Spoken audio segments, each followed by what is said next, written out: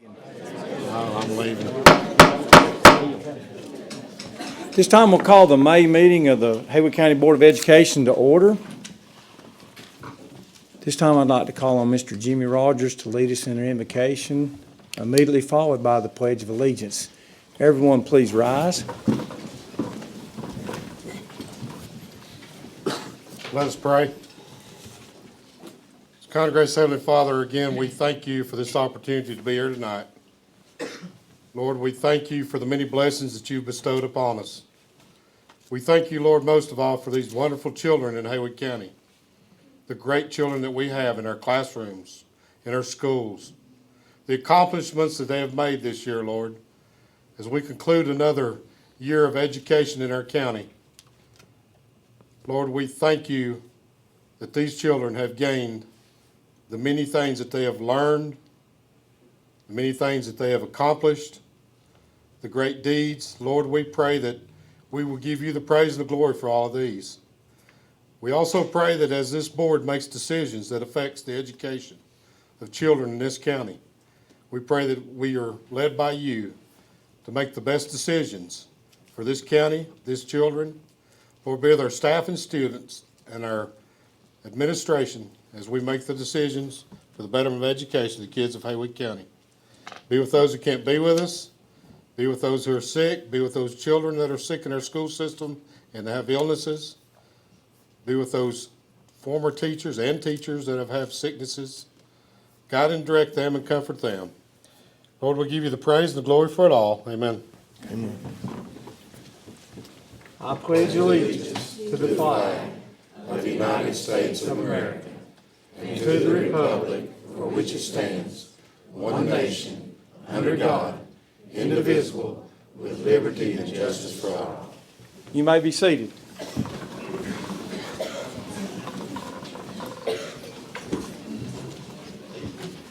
Is air conditioning on? Tracy, will you check the air conditioning? There's Mr. Rogers working on it. Welcome everyone to the Board of Education meeting. I've got a few announcements. Our next regular board meeting is going to be held here on June the 10th at 7 p.m. here at the Education Center, June the 10th. Board members, I'd like to remind you of the employee recognition and retirement celebration. That's Thursday, May the 30th at 11:30 a.m. at the Canton Armory. We also have the celebrations of graduations coming up, and I urge you to try to make as many of them as you can, if not all of them. Central Haywood High Schools is May 31st, 6 p.m. at the Haywood Community College. That's at the auditorium there on campus. What do they call it, Mr. Morris? Ramsey Center. The Ramseys. No, not at the Haywood Community College. Oh, I'm so sorry. Charles Beal, is it? Wrong school. Bill wrong Auditorium. Graduation. I was thinking of my daughter's graduation. Sorry. I don't blame you for that. Okay. Yeah, Bill. Charles Beal Yes. Auditorium. Just want to make that clear. I was thinking about the other one. That's correct. The Alternative Learning Center's graduation is June the 13th at 6:30 p.m. at Waynesville First Baptist. Tuscola High Schools that you were thinking of is May the 23rd at 7 p.m. at the Ramsey Center over at Western Carolina University. Pisgah High Schools is on May the 24th at 7 p.m. the next night at the Ramsey Center at Western Carolina University. Did the board members have any announcements they would like to share at this time? Under agenda adjustments, I would like to announce right now that between items number 14 and 15, when our business meeting starts, the board has not completed their work in closed session. We will be recessing back into closed session, and then we'll come back out and continue with the business part of the meeting after item number 14 will come back into regular session, just so you know what we're doing. And that means, parents, if you hear with folks, you can leave at that point in time, and that'll be fine, or you can stay as long as you'd like to talk to us about our board stuff, okay? First on our agenda this evening, I would like to recognize Miss Elisa glance for some special recognitions.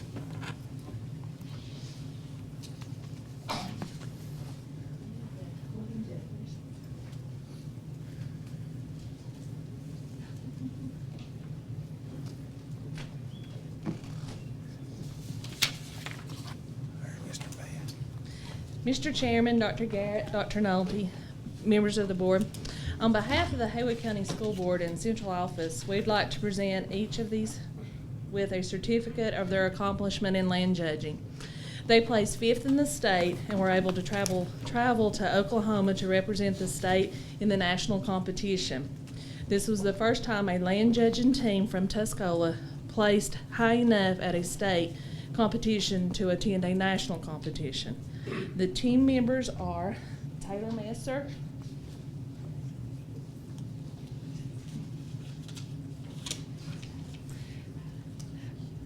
Lydia Cable, Nathaniel Carver, and their advisors was Mr. Best and Beth Ross.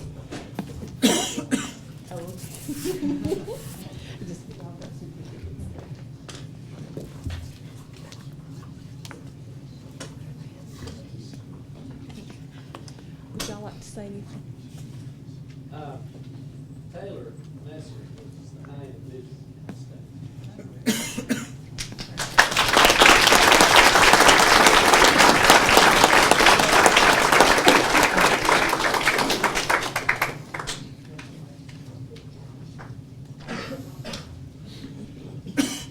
guys. 1, 2, 3. Thanks.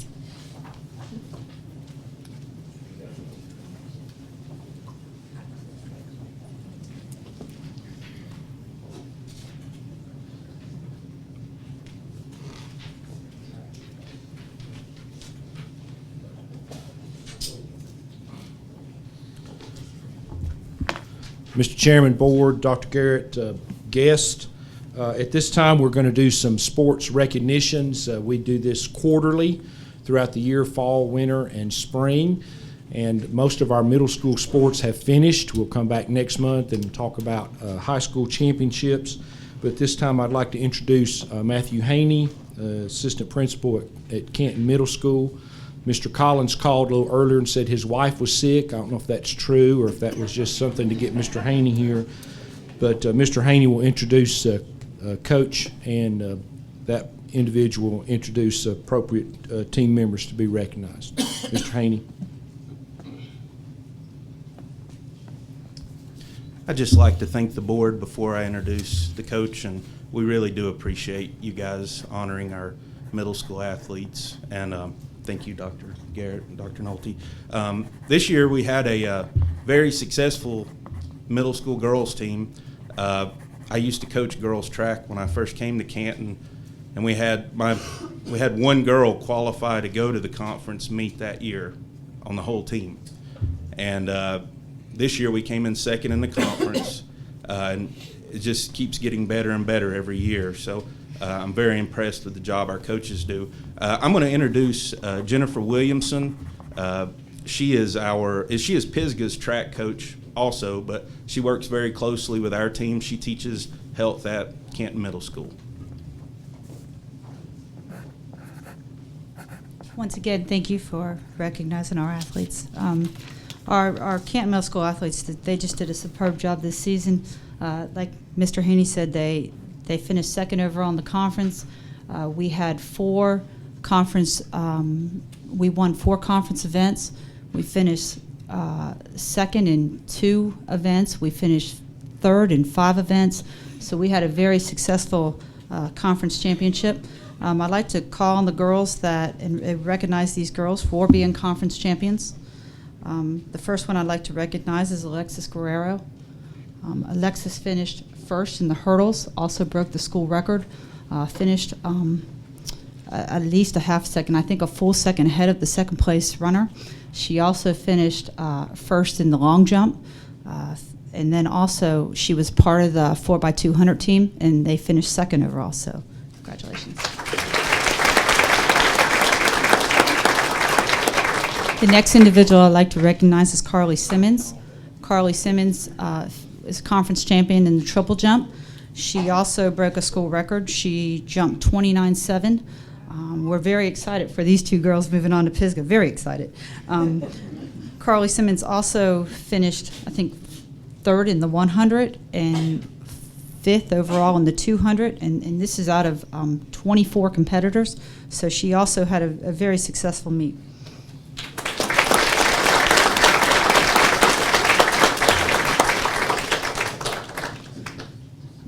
The next group of girls, they were the 4x400 team. They finished first overall, came a half a second from breaking our school record. The girls that have the school record are actually sophomores at Pisgah and will be competing in the state championship next week. So this was exciting because, gosh, I get 3 of the 4 girls, and then I have those girls at Pisgah next year, so that's even more exciting to have all this talent. But these 4 girls, Carrington Cole, I don't think she's here tonight, Michaela Queen, Colby Williamson, and Riley Williamson.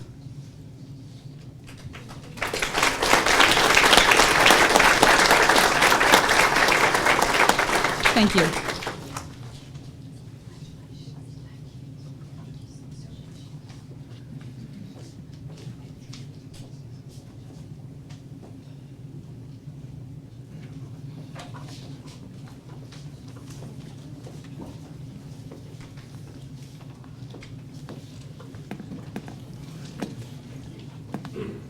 All right, on 3. 1, 2, 3. Thank you.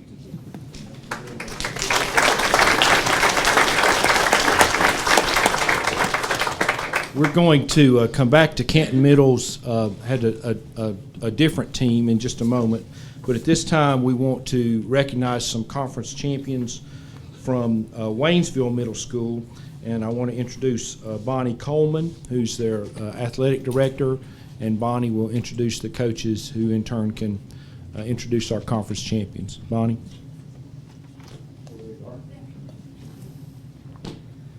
Hello. First of all, I'd like to congratulate our track team this year on a job well done, as well as our golf team. Both had an excellent season. We're very proud. And I'd like to start off by introducing Coach Dodson, who will be introducing our track players this year. Thank you.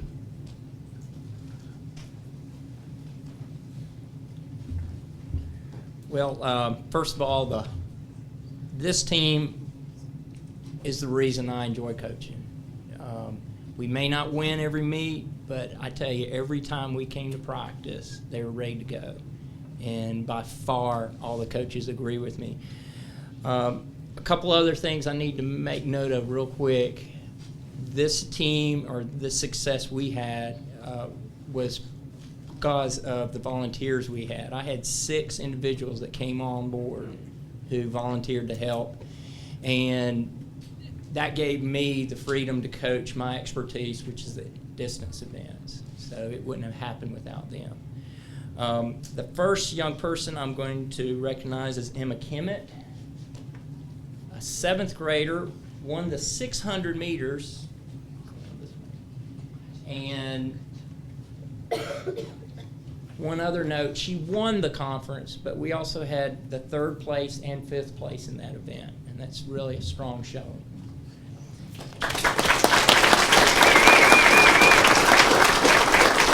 Now the next young man won the shot put with a distance of 38 and 5 inches, and 2nd in the discus. And for Haywood County, for us, for Waynesville Middle, we haven't placed in that in quite a few years, and we had probably the strongest throwing team we've had in years. But this success was because of Steve Ray, who that's his passion, and he made it happen. He would get someone else to take his bus route so he could be there and help work the kids. So this once again is finding the right person with the right passion to do that. So Michael Parrott was our individual champion for this conference.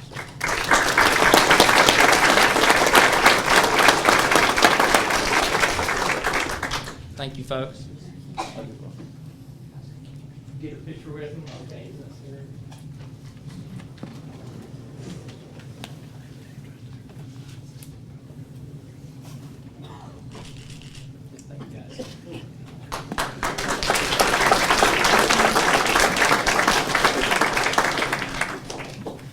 Now I'd like to introduce Coach Bergen, who is our golf coach this year.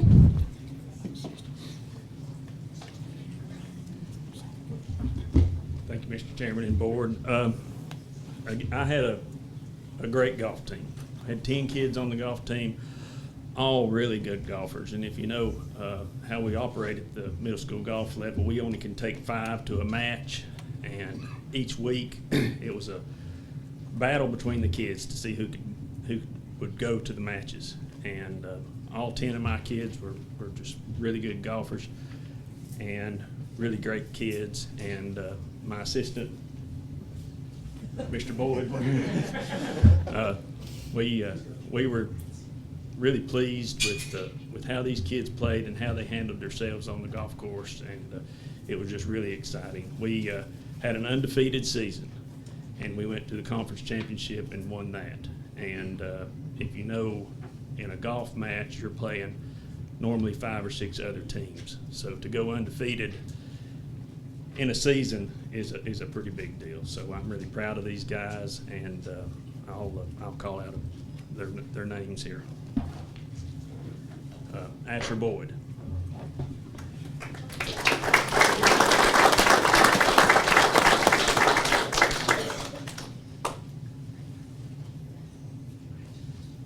Meredith Bergen.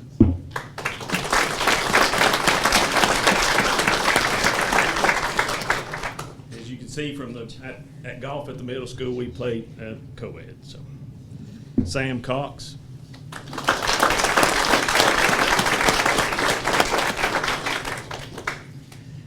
Chaz Giles.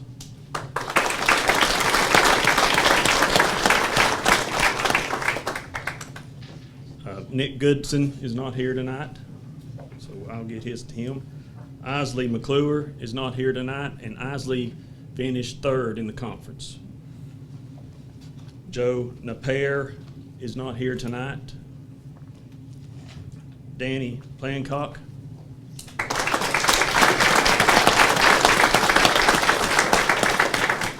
And Danny finished 2nd in the conference. Davis Reynolds.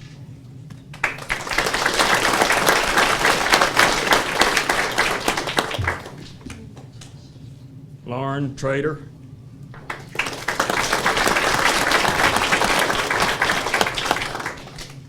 That's your Waynesville Middle School undefeated golf team.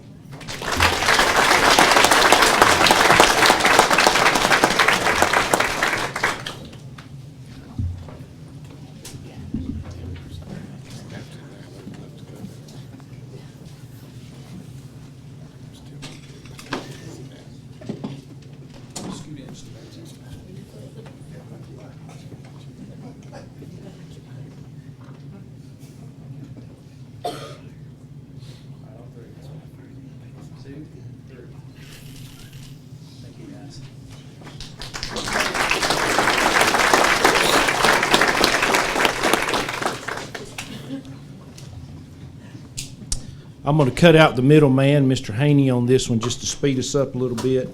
At this time, I'd like to introduce David Franklin, who's with the Canton Middle School Sportsman's Club, and he can tell you about that club and their success this season, and got your certificates here. First of all, thank you for allowing us to come out tonight and inviting us out here. Not much on public speaking. That all kind of went to the Marsh side of the family. So, had a very successful season this year with the Canton Middle School Sportsman's Club. We went to 3 separate events. Kind of, if you don't know how the Sportsman's Club works, we start out in September. We have 4 different events that the kids can participate in. In April or in March, we go to a regional event. And then if we do good enough in the regional event, we move on to state. So this year we actually participated in 3 events. Murphy held an invitational event. Just real quick how we done. At the Murphy event, we won 1st place overall, 1st place in archery, 1st place in rifle, 2nd place in shotgun. Some of the individual awards, Dalton King finished 1st place overall, 1st place in archery, and 2nd place in shotgun. Will Norris finished first place in rifle. Andrew Toney, second place in rifle. And Logan Clark finished second place in archery. In that event, we also split our teams up a little bit, and we had a B team. And our A team won first place, and our B team took third place. So a good showing at that event. At District 9 Regionals, the team awards was first place overall, first place archery, first place orienteering, and first place in rifle. We won't talk about shotgun. The individuals at district tournament was Dalton King won first place in archery, Chance Best first place in orienteering, and Brady Connor was second place in orienteering. And then at states this year, we did qualify for states by winning regionals. At states, our archery team, Canton Middle School archery team's 2013 state champions. So.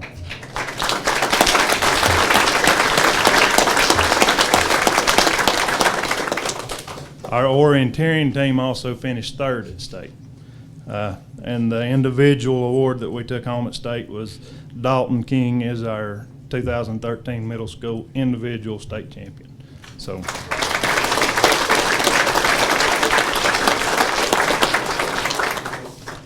I'm going to call some of these out.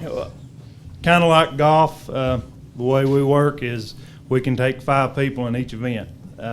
When we signed up this year in September, I had 64 kids sign up. So we kind of thin it out a little bit with cuts as the season goes on. But with a month to go, we probably still have 25 kids on the teams. So the kids that didn't make it, we had some of our cuts that were made this year were made by less than a point. We keep our points and keep averages with all our events. So some of our cuts were some kids didn't make the team by less than a point overall on their average. So some very tight competition on the team. And the great thing about this team here, some of these kids I've had now, been doing this for 3 years. I've had some of these all 3 years now. They don't get mad at each other. If one beats the other one out, the one that got beat out's encouraging him. So it's a very good team sport. And like I say, I've never had any trouble with that. So with all that, I'm going to call out some of the names. Don't know who all are here, but if y'all will come up as I call your name. Andrew Toney. Andrew was in the orienteering and the rifle team.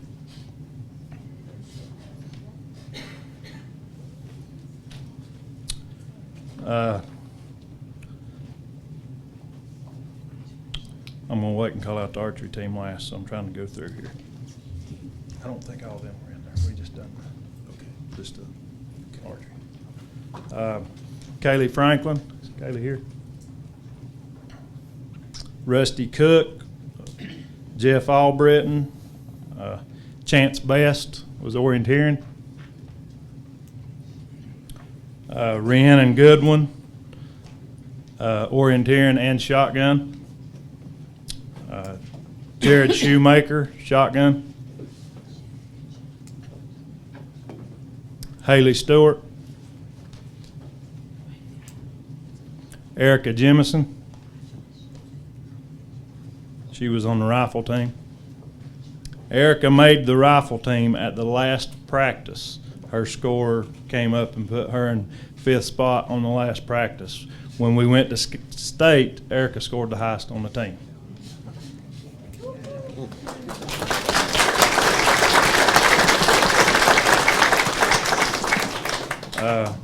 Holly Bradley, Brady Connor, while Brady's coming up, our orienteering team at state missed their mark by 3 foot 5 inches. That was there. I think there was actually one high school that hit closer than we did on the orienteering course. So that was an excellent job by the orienteering team. Will Norris. Will was orienteering and rifle. And Adam Boyd. Adam was on the shotgun team and was also the alternate on the archery team. And At state, Adam shot a perfect score in shotgun. There was 15 kids, I think, 19 that, sorry. There was 19 kids at state that shot a perfect score. They had a shoot down, and he done well in the original shoot, but he choked a little bit in the shoot down, so we'll forgive him. All right, is that everybody except for the archery? Well, I'm going to call that out when we come out. All right. For the archery team, I'm going to bring those guys up. Some of them also participated in something else, but Cade Thompson.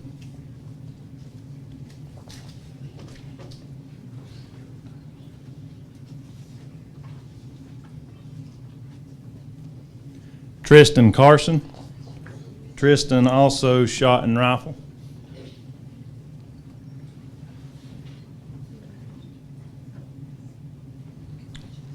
Kenneth Farmer.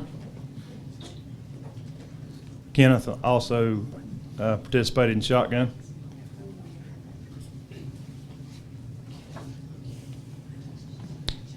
Logan Clark.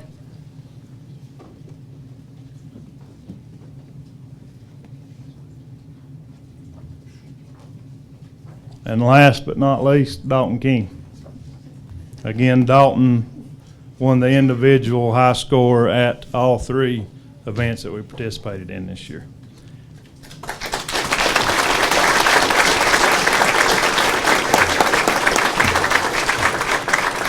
As you can see, and as I said, we had 60-some kids sign up. I can't do this all on my own, so I've got some people I want to thank that are here tonight, and if they will, please step up.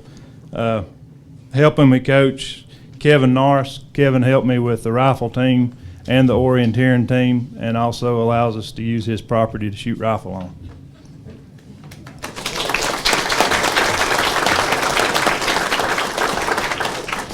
Randy Ledford. Randy allows us to use his property for the shotgun, so if you find a yard and you found that's painted orange with skeet, that's Randy's property. Randy also helps with the high school team. Mike Frazier. Mike is here. Mike stepped in this year with the high school, and we shoot a lot at the same time, so he has also helped quite a bit with the middle school.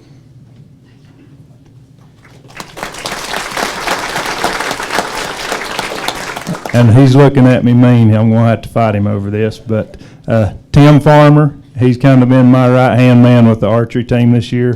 He has helped these guys. It's unbelievable at the amount of time he has spent working with the kids, working with their equipment, letting them come to his house for hours at a time to work with them. So, again, coaches, thank y'all for the help. Kids, good job.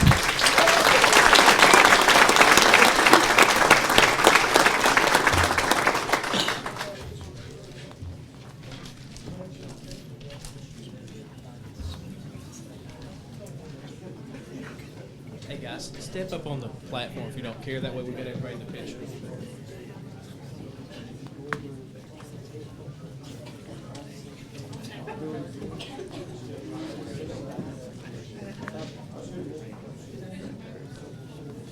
Guys, just stay there a second so parents can get pictures too.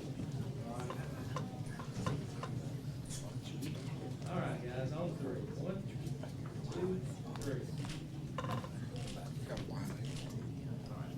Just a second.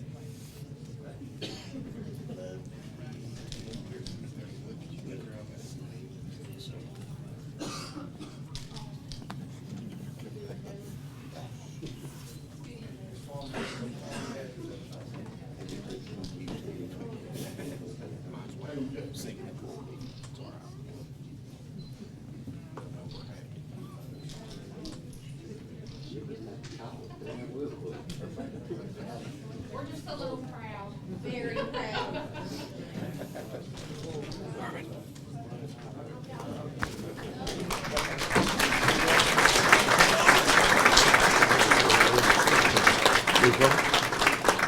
Okay, y'all go home and study for those tests that are coming up next week. Mr. Francis, that concludes team announcements, and we'll be back next month with some high school recognitions. This time I'd like to recognize Ms. Jill Barker.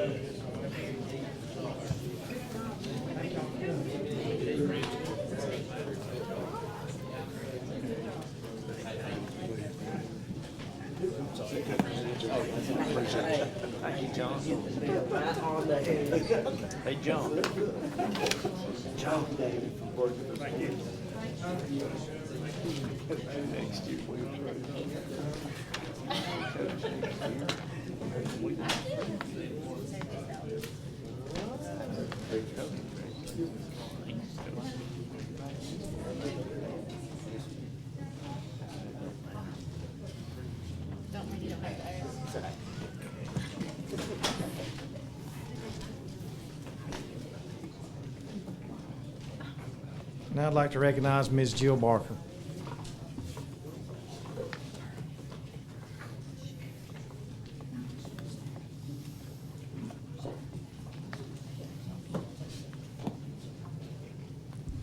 Good evening, Chairman Francis, members of the board, Dr. Garrett. Thank you so much for allowing us to provide recognition tonight. Several months ago, you recognized our school after winning the National Title I Distinguished School Award for North Carolina for sustained student performance. Has been a huge honor for our school.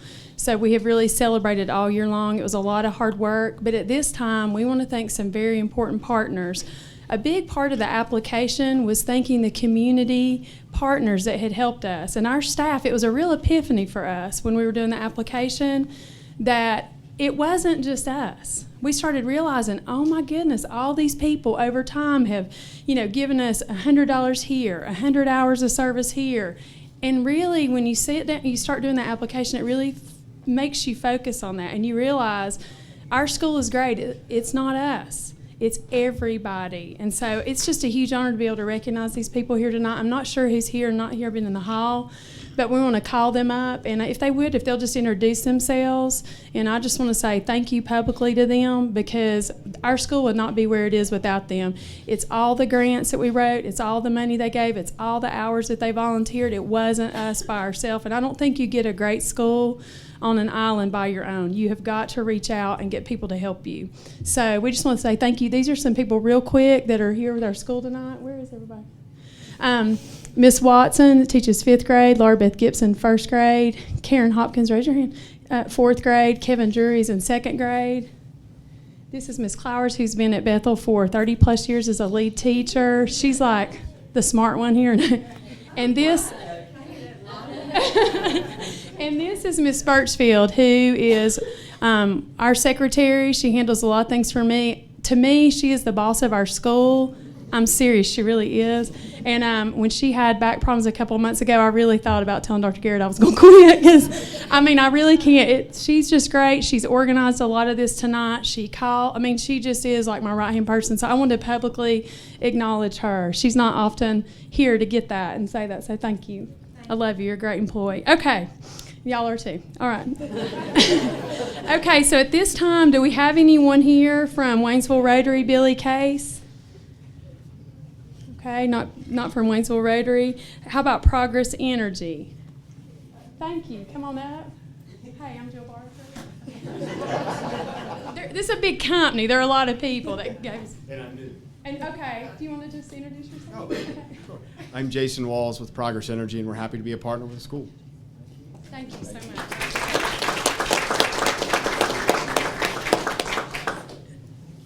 And see, I have Phyllis here for a reason, okay? Because I wanted to read the letter that came with this, okay? This is a letter from Dr. Gene Atkinson that every one of our partners will be receiving. And it says, to whom it may concern, it's addressed to the person. But it says, on behalf of the State Board of Education and the Department of Public Instruction, I congratulate your organization for its service and dedication to Bethel Elementary School. As you may already know, Bethel Elementary is North Carolina's 2013 National Title I Distinguished School in the area of sustained student achievement high performance. Ms. Jill Barker, the school's principal, has acknowledged that this national honor would not have been possible without your assistance. Your commitment as a community partner is an invaluable resource to school achievement and educational excellence. Thank you for demonstrating that community-based organizations and schools can work together to help children make the most of their education and remain on the path to a bright future. Again, congratulations on your efforts in helping to bring national attention to Bethel Elementary's success in student achievement. Sincerely, June Atkinson. So that was a very nice letter, I thought so. Thank you. Okay. Now we have from Manna Food Bank, and I think Alicia Glantz was actually going to accept that. Is Alicia still here? So Alicia coordinates the backpack program for our school, which we send home to over 60 children, and we could tell you stories about that. Kids coming in on Monday morning wanting their food when they're out on Friday. So thank you, Alicia.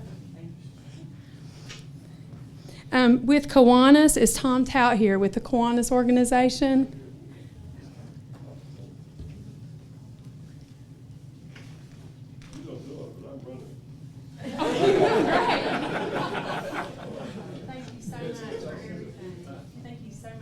And several years ago, we received a $20,000 grant to expand our playground. So thank you to Kiwanis.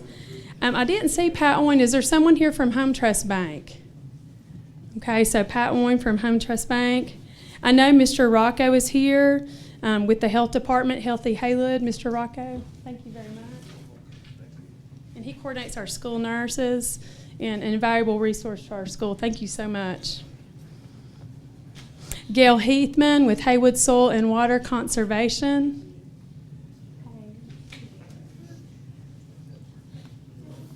And Miss Heathman, we have an outdoor classroom, and Becky could just tell the stories about everything. Did you want to say something? Oh yeah, go ahead, Gail. It's just an honor to work with schools like Bethel. I went to Bethel Junior High. My kids went to Bethel. My granddaughters. I'm aging myself now. And it's just, it's great to work with wonderful teachers like this. Thank you. Thank you for everything y'all done. My pleasure. Okay, and Jeannie Wood with the Haywood County Schools Foundation, who we received thousands of dollars worth of grants, and our people apply for that money. And I've told them over time, where there's a will, there's a way. Go out and get that money, and it's made a difference. So thank you, Jeannie, for all you do. You want to introduce yourself? Okay. And next, this is a story from Mr. Francis. It's Francis Cove Methodist Church. And nobody would adopt us in Bethel. When we first got church adoptions, nobody adopted us. And we'd have the community service day, and we didn't have a church. And Mr. Francis stepped up and said, we'd be glad to have you. I spoke at his church a couple of weekends ago. They have been a wonderful church. We love them.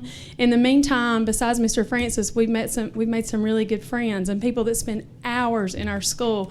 And one of them is here, and can I introduce him, Mr. Francis? Absolutely, please do. Come here, Mr. Plock. This is Mr. Plock.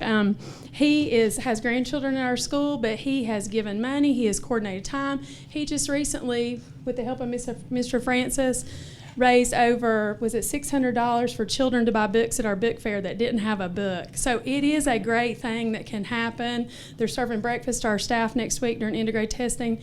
And he also is just a great person to have around. He's in our office every day. We love him. Would you like to say anything? Well, I wanted to tell Chuck, who missed church last Sunday, that the breakfast is next Thursday, a week from Thursday, the 23rd, and you need to be there by about 7:15. And bringing fruit would be a good idea. So I told the church a few weeks ago that there are 3 places I love to be: home, at Francis Cove Methodist, and also at Bethel Elementary. It has been a wonderful place to be, and I keep telling older folks like myself that these kids are getting a better education than I did. And that's not always understood or known. And so I have great appreciation for Mrs. Barker, the members of the board, all the teachers and staff of these fine schools. Thank you. Thank you. See, isn't he great? Okay, and next we have First Citizens Bank, who over the years, reading grants, I don't even know how many thousands of dollars we've received, but I know Kevin Wells, Lorinda Whaley, and Kathy Johnson, and Kevin's also my brother-in-law, in case y'all didn't know. So if he doesn't give me the money, it's big trouble. No, I'm just kidding. He doesn't listen to me, really, he doesn't. Would y'all like to say anything? And thank you. You want to say something?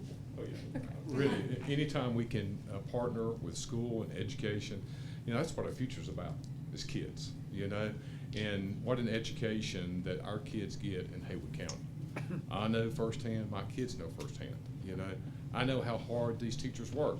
I kind of got somebody at home tells me about that a whole lot, but I do appreciate what y'all do and decisions you make, and it really does matter. It really does matter. So for us to be a small part of that just thrills us to death. So thank you very much. For everything. Thank you.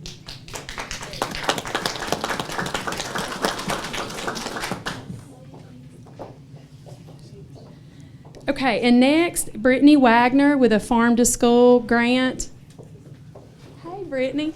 Okay, I'm going to let Brittany just tell you real briefly. This is a really great partnership where we get fresh produce in our school and our kids. They've partnered with like Miss Fowler, and she goes into the classroom. We have kids try unusual things. So we're really trying to serve vegetables, and we have our own school garden. And so this is Brittany Wagner. Where's your office, Brittany? It's in Asheville. Okay, it's in Asheville, but sometimes they come from Raleigh too. So thank you for everything. Did you want to say?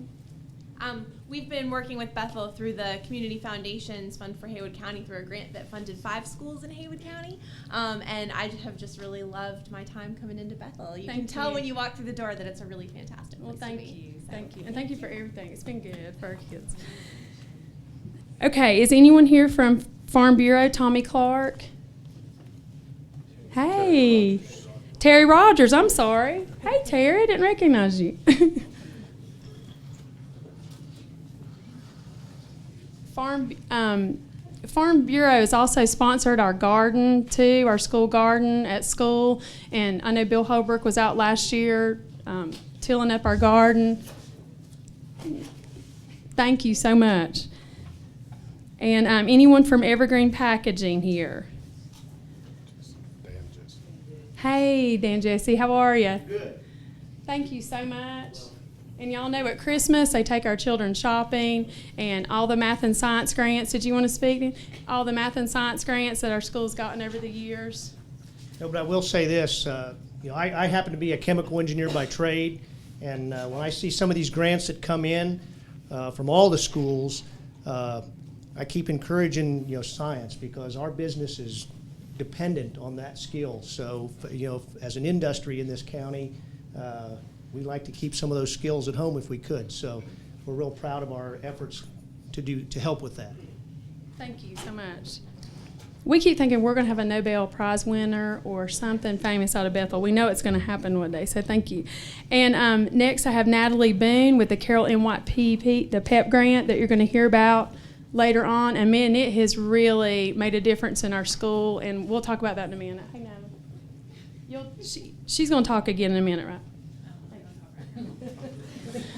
Okay, and next is our PTO president, who was president during the time when we won this award, because it was in the previous 3 years, and it's Kelly Sarles. She has 2 children at Bethel Middle, 1 child at Bethel Elementary. She spent countless hours at our school. Now Mr. O'Connor's got her at the middle school. I'm very upset about this, but she has left us where her other 2 kids, but she was at that school constantly, raised thousands of dollars, just the kind of person you want to have around and involved, and she's just a great person, so I want to say thank you, Kelly. Next is Altrusa, and I think Jenny was going to accept that too from Altrusa. Thank you, Jenny.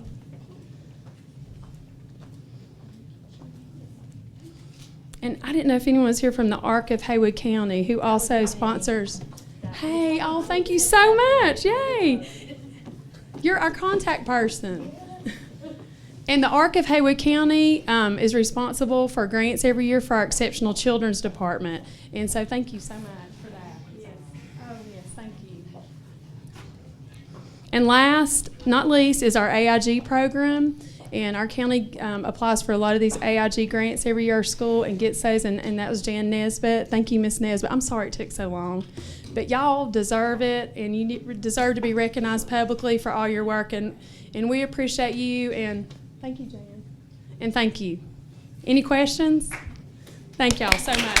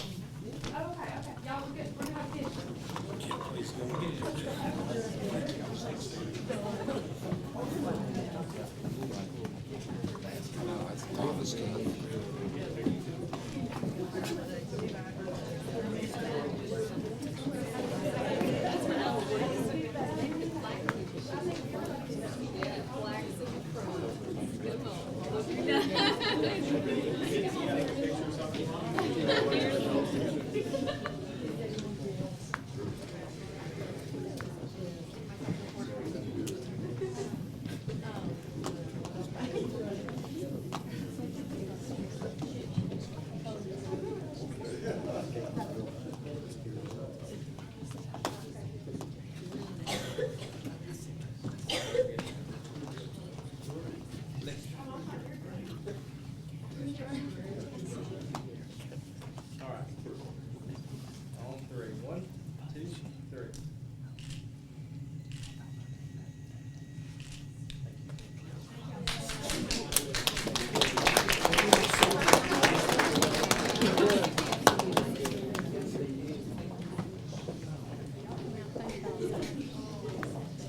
Thank y'all for coming. Thank you so much. Thank you for coming. Thank you. Oh, yeah. Thank you so much. Thank you for coming. Thanks, Alicia.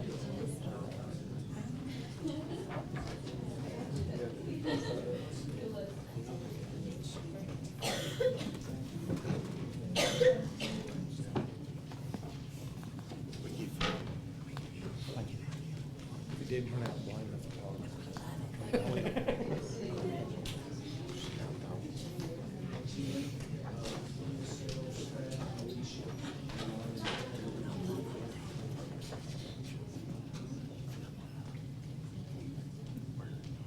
Need to reintroduce Alicia Glantz.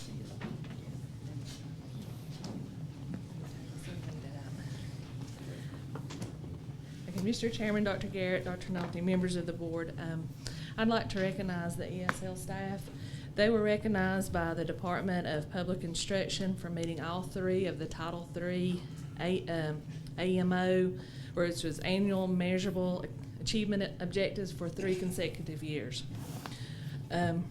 The Title III program that they're with addresses the English language acquisition and academic achievement of students who are limited English proficient. The teachers, I'll introduce them in a minute, but they really work hard for our kids. They're a small staff, but they do a lot for the kids. And I'd like to say thank you for all their hard work that they do. And we're going to present them with a certificate on behalf of the school board and with central office.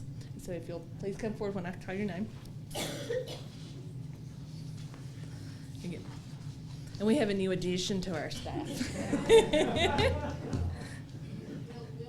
Okay. Marjorie Rosada.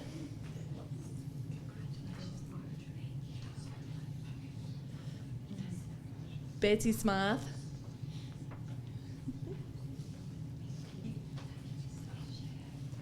Lori McLeod. And Dawn Williams-Tosh.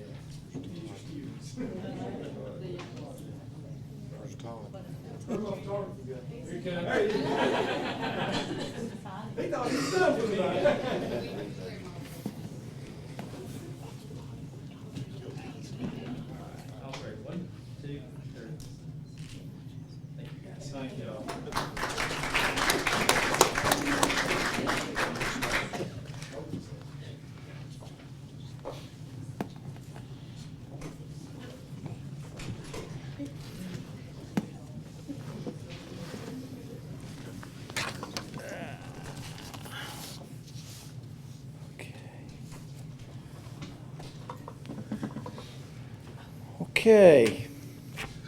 Next on our agenda is the open session. We have had one individual sign up to address the board. I will read the opening comments before the open session. Now is the time period designated by the Board of Education for public comments. This time is set aside for comments from the general public in regard to matters of concern to the public. However, comments addressing specific students and/or personnel are prohibited due to confidentiality laws and regulations. Comments are limited to 3 minutes. The board requests that all speakers adhere to the time limitation and prohibition against mentioning individual students and personnel. The board recognizes Mr. Andrew Jackson. Mr. Jackson.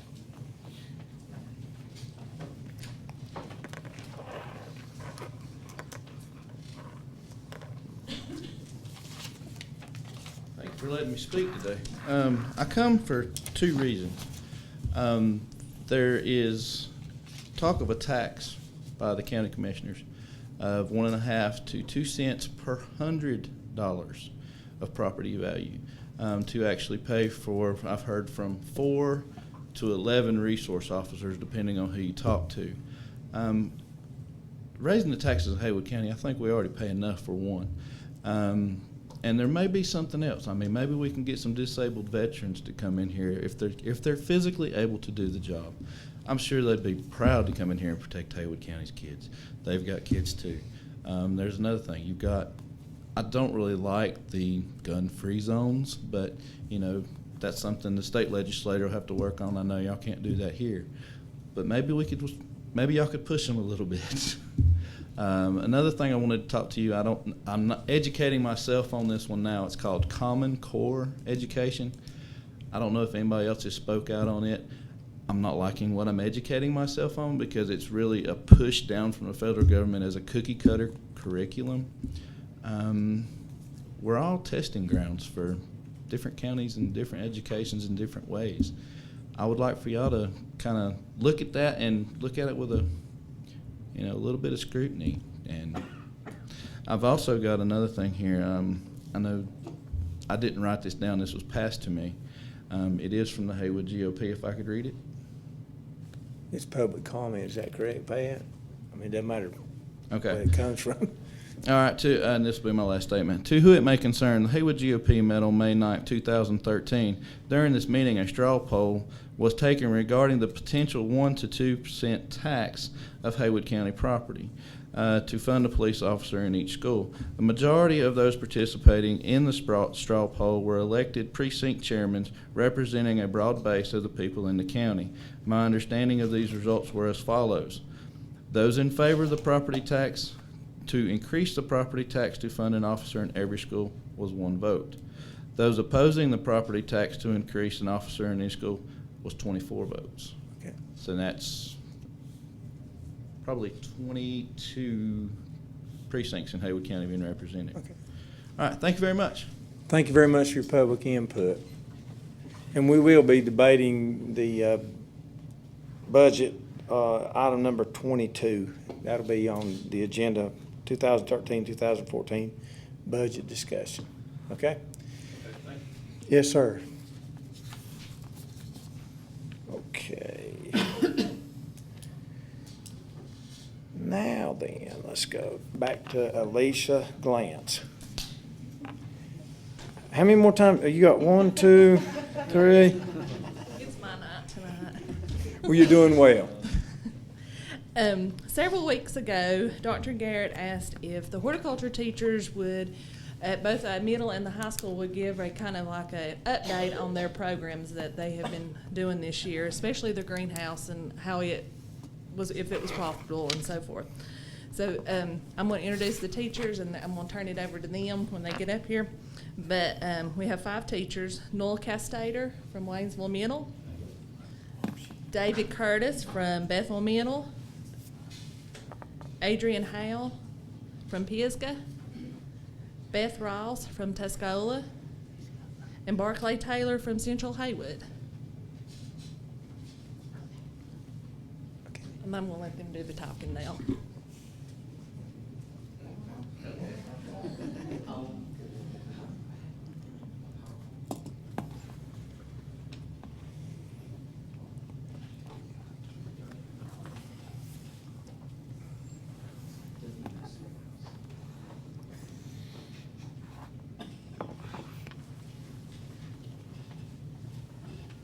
Well, thank you so much for letting us be here and share our programs with you.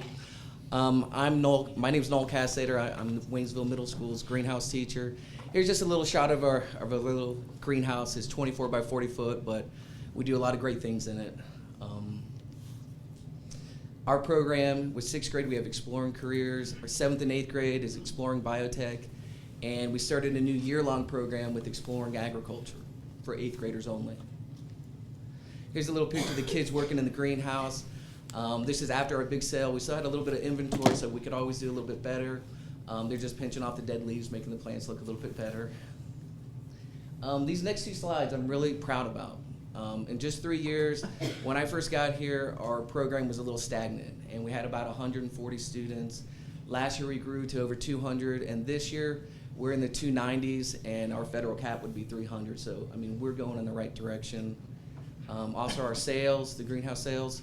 My first year, well, they didn't have a sale for about 5 years before I got here, and we're trying to get back on the map. In 2010, we did about 650. Then we came to about 2060, and this year, if I get all my teacher IOUs, we'll be at 4328. So let us know if you have trouble with that. Yeah.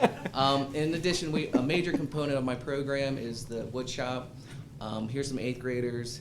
Here's Jen working on a bookcase. Matthew's got a little gun rack there. Addie McKenzie, they have a little scroll saw project. This is really nice. Will's a 7th grader. He did this all by hand with a coping saw. And my last slide is Shelby. She's doing a drill press, and there's triangle and square peg games. But you know, I really would like to thank everybody for your support. I'd like to give props out to Mr. Francis. He donates vegetable seeds the last 3 years to us. Like, I'm not kidding. No, we did. It's great. But you know, thank you. For I see that opening up to a bigger audience now. You know, the kids love the hands-on, love getting out of the classroom, and you know, thank you so much.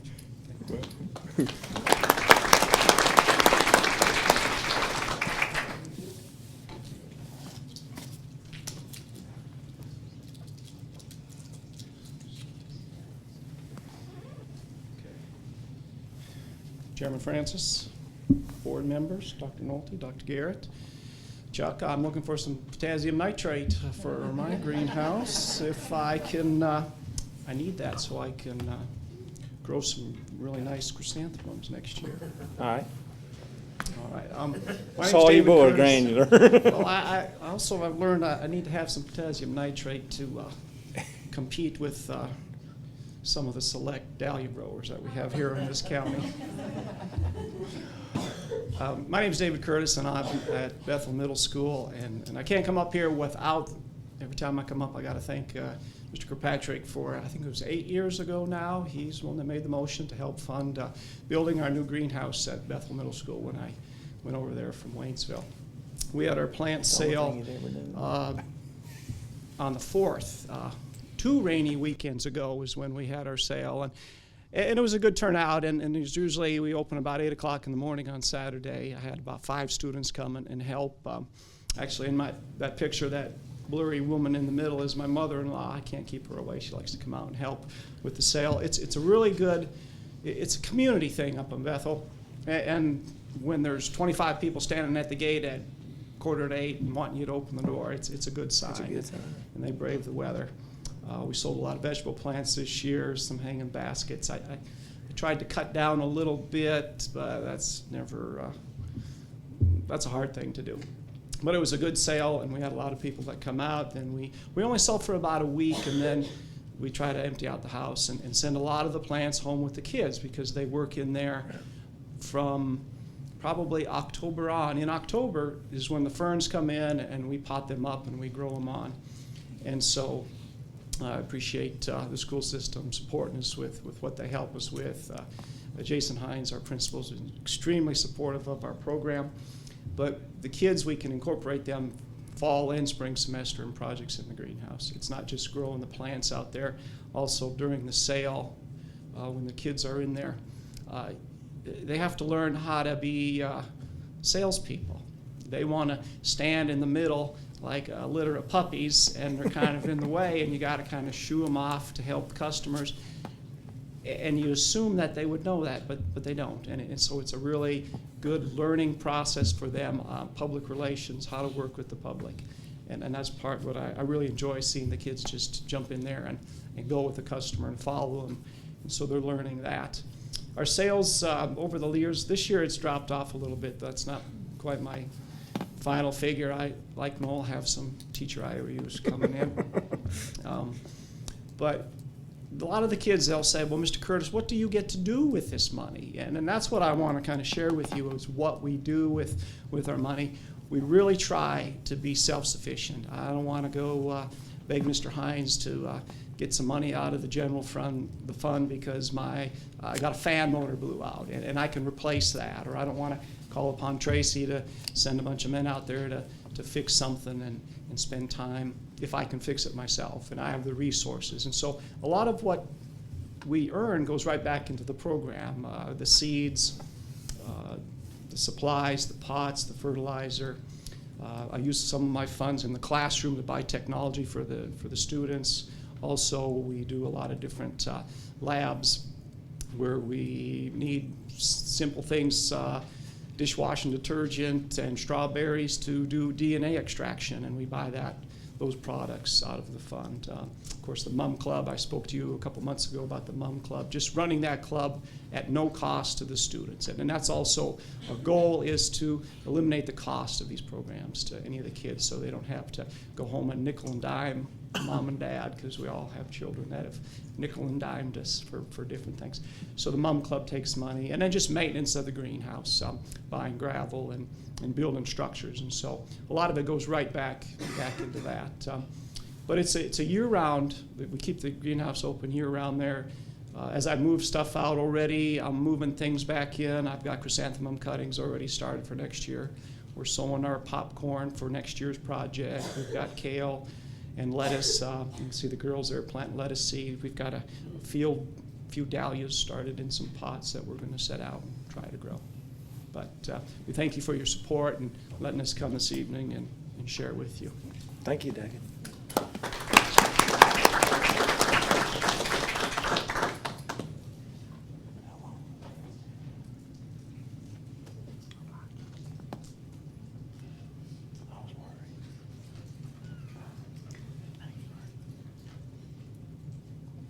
Chairman Francis and the board and Dr. Garrett and Dr. Nolte, thank you for giving me the opportunity to speak with you all today. I guess I'm here with David and the other greenhouse growers to talk about the program at Pisgah High School Greenhouse. We have a very successful greenhouse. It has a very successful business. If you'll wait just a second, we'll pull up the slide and I'll It's okay. speak a little bit more about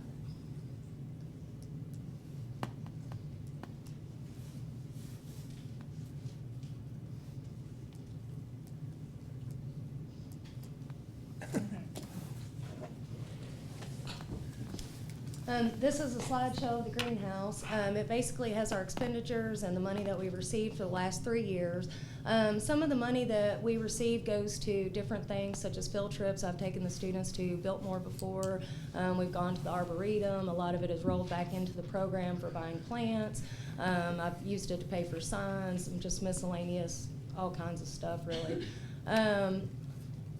In 2011, well, that was 2010. 2011, 2012, we received $9,371. We expended $5,577, and our profit that year was the lowest that it has been. It was $3,793.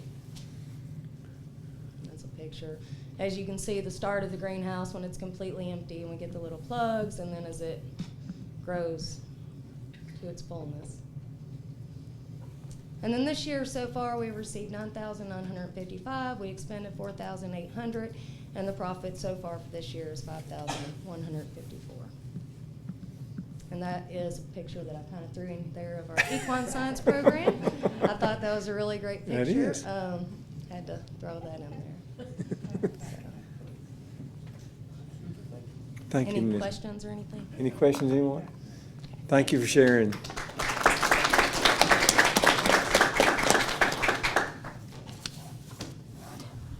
I am Beth Ross. I'll have to apologize to everybody. I've been coughing and hacking and sneezing. I'm sure you'll be glad when I get out of here. But I teach at Tuscola High School, do the horticulture program there. This is actually my 7th year doing it, and I don't have a PowerPoint to show you, but I'll go ahead and tell you a little bit about our program. We do start growing our plants in about October, kind of like David said with our ferns. That's one of the first things. And then as the year progresses, we build on that and sow a lot of seeds and get a lot of plugs in. This year was probably one of our better years in terms of our plant sale. We ended up with bringing in a total of around 15,000, but around 6 of that was just supplies and pots and plants and soil and those sort of things. But we also, that probably leaves you to wonder what we do with the rest of that money that we have left over. But it all goes straight back into the program. And one thing that I'm really proud of that we've done within the past couple years is up at Tuscola. If you've been there around the horticulture area, we built a 3-bay shed that we're able to store a lot of our supplies in. And the students not only got get the use out of using that shed, but also they got to take part in building it. So we like to put a lot of that money back into our program and really build on it.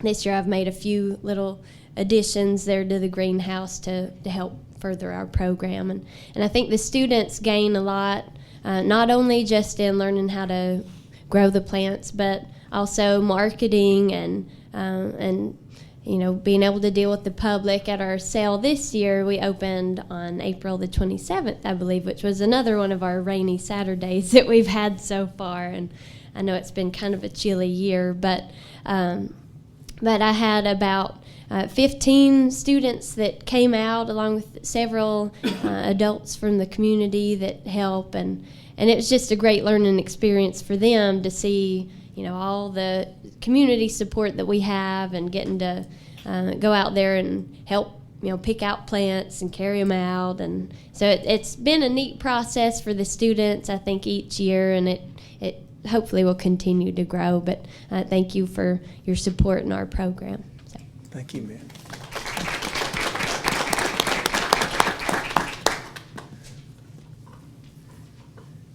Hello, I'm Barkley Taylor. I'm the new kid on the block, I guess, this year. This was my first year as a horticulture teacher at Central Haywood High School, and I don't know that I can compete with the sales that these guys have, but I have roughly 10 very committed students, and we sold roughly about $2,200 this year, so I'm very proud of that. My kids, more than many, and I don't want to put my importance over my kids over any others, but they really need the public interaction here at Central. They, from broken homes and that sort of thing. So I think it's excuse me, I get choked up about this. It's just a very important thing for them in their lives. So I appreciate your support and help, and just thank you. Thank you.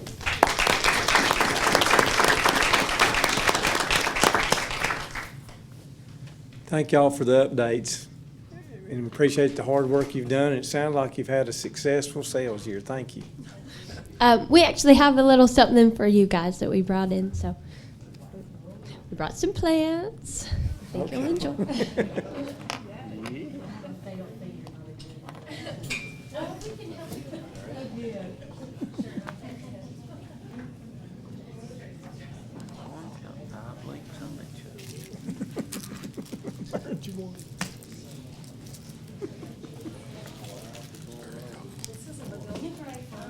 It likes to shade, so you're welcome to keep it indoors.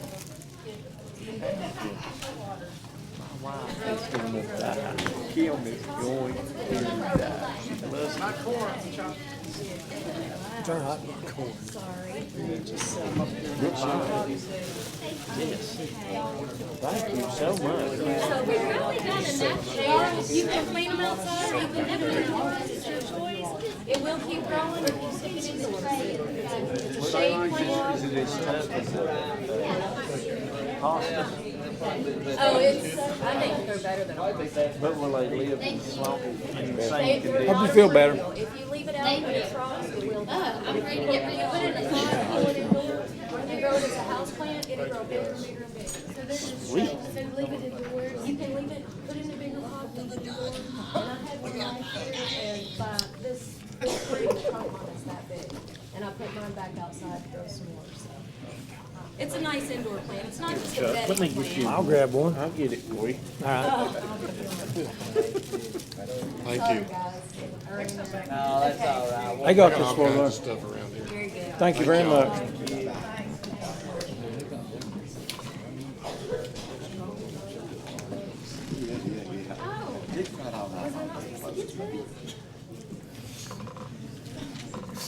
We'll continue on with the Lisa Glantz show tonight. That's it. I never talk and then I get all in You one get all night. one night, that's great. That's it. Mr. Chairman, Dr. Garrett, Dr. Nolte, members of the board. As part of our homeless grant, the McKinney-Vento, we are required to identify and assist homeless students in our county. At this point in the year, we have already recognized or identified 240 students. We've already increased at least by 15–20% from last year, if not more.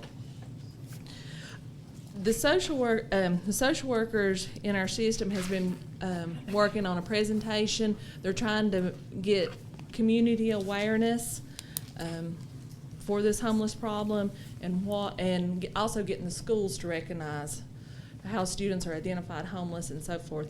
And the social workers that we have in our schools are Michelle Mull, Carol Sarles, who could not attend tonight, Missy Phillips, and Joan Kennedy. And so I'm going to turn it over to them and let them do their presentation for y'all.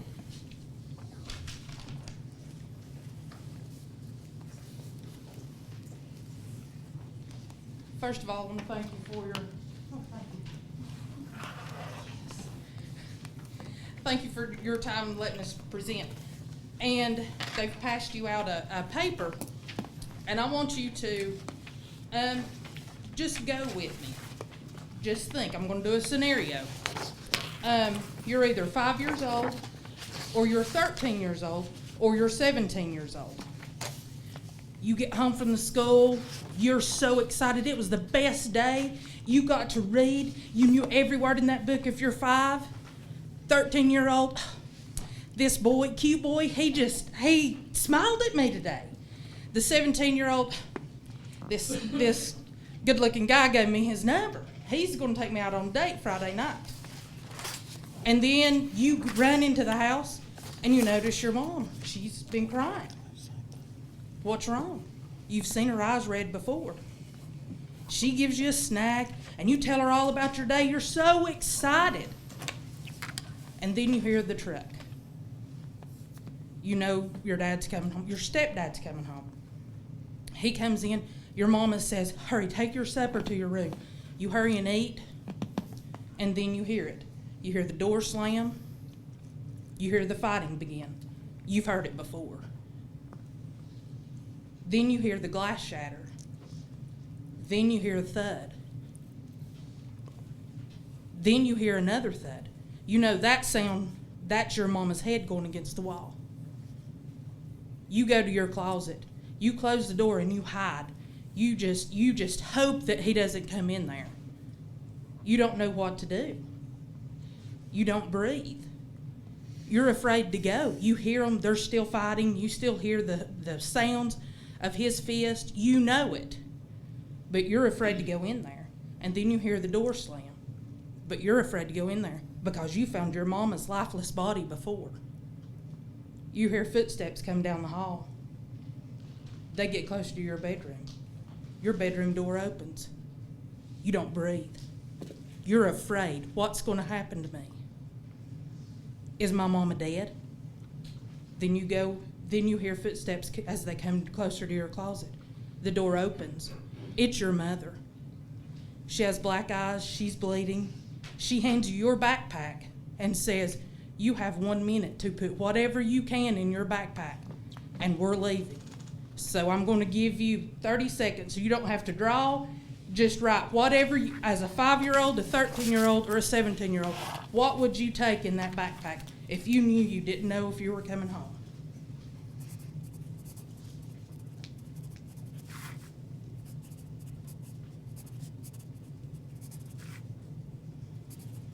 What would Kenny take?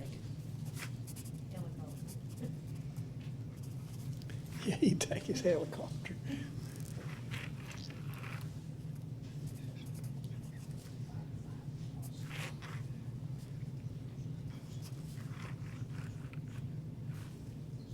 All right. If you were 5, what would you take? A teddy bear. If you were 13, what would you take? If you're 17, what are you going to take? Cell phone. Cell phone.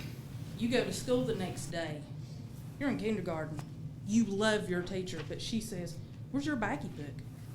Oh, I don't have it.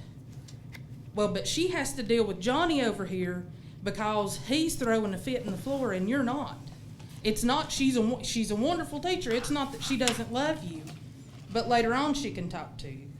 If you're 13, your social studies teacher's wanting to know where your social studies project is. I don't have it.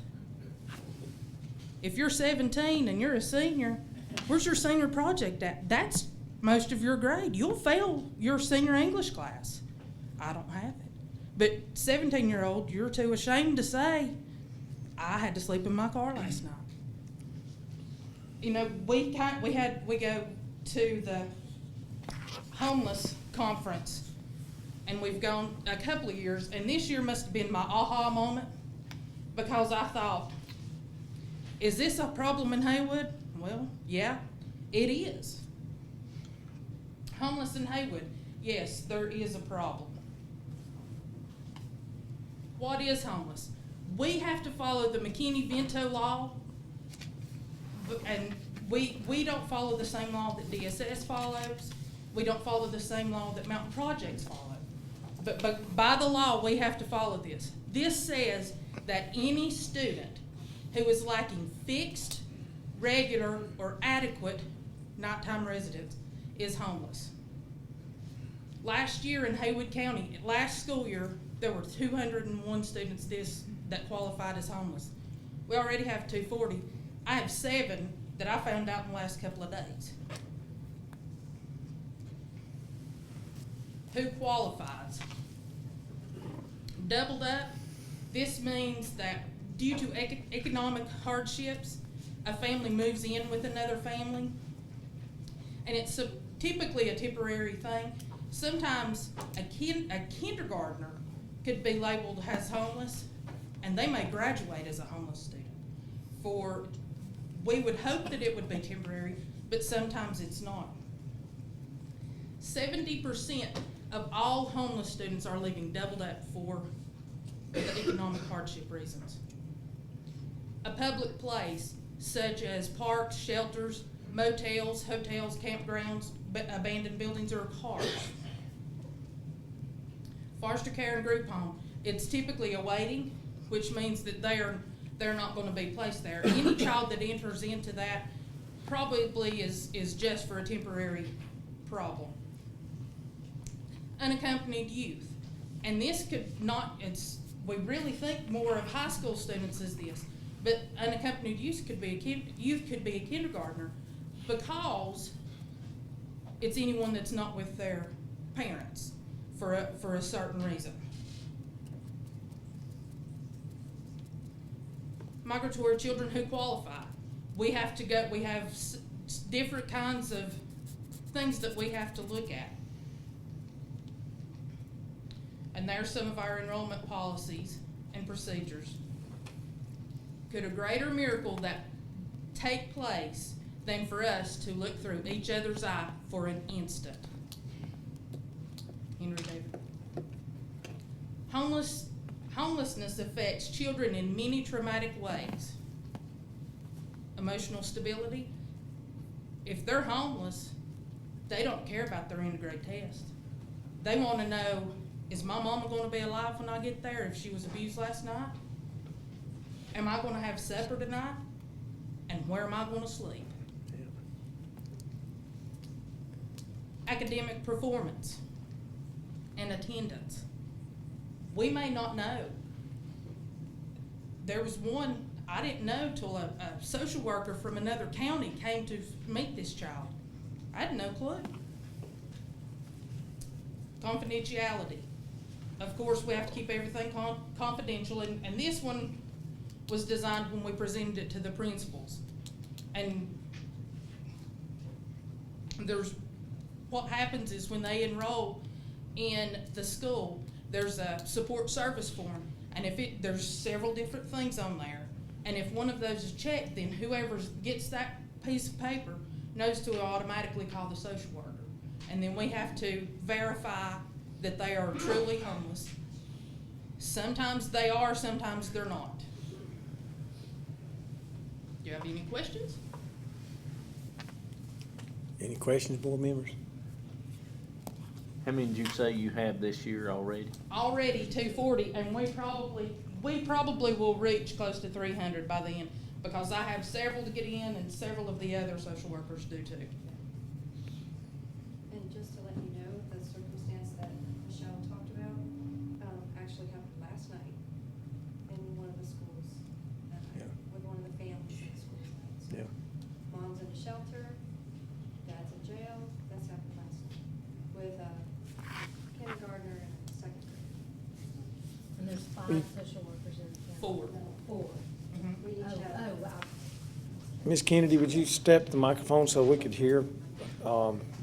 We're on TV, and so I don't know that they could hear what you just said. Would you repeat what you just said, please, ma'am? The circumstance that Michelle described Yes. earlier actually happened last night. Yeah. With a family with one of the schools that I work with. So it's not as uncommon as we would like it to be.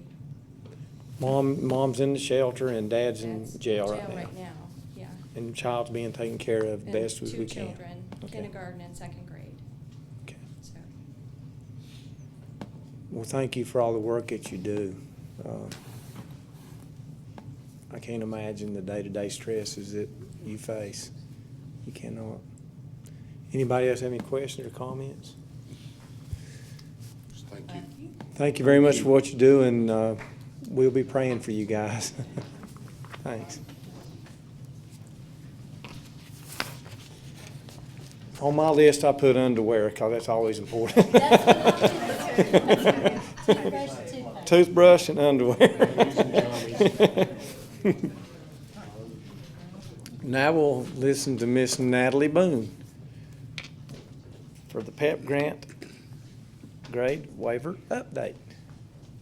Mr. Chairman and members of the board, Dr. Garrett and Dr. Nolte, thank you for allowing us the opportunity to speak with you. At the beginning of the school year, we had asked for a grade waiver for our policy on elementary grading in 2 of our elementary schools, and you graciously granted that for us for a year.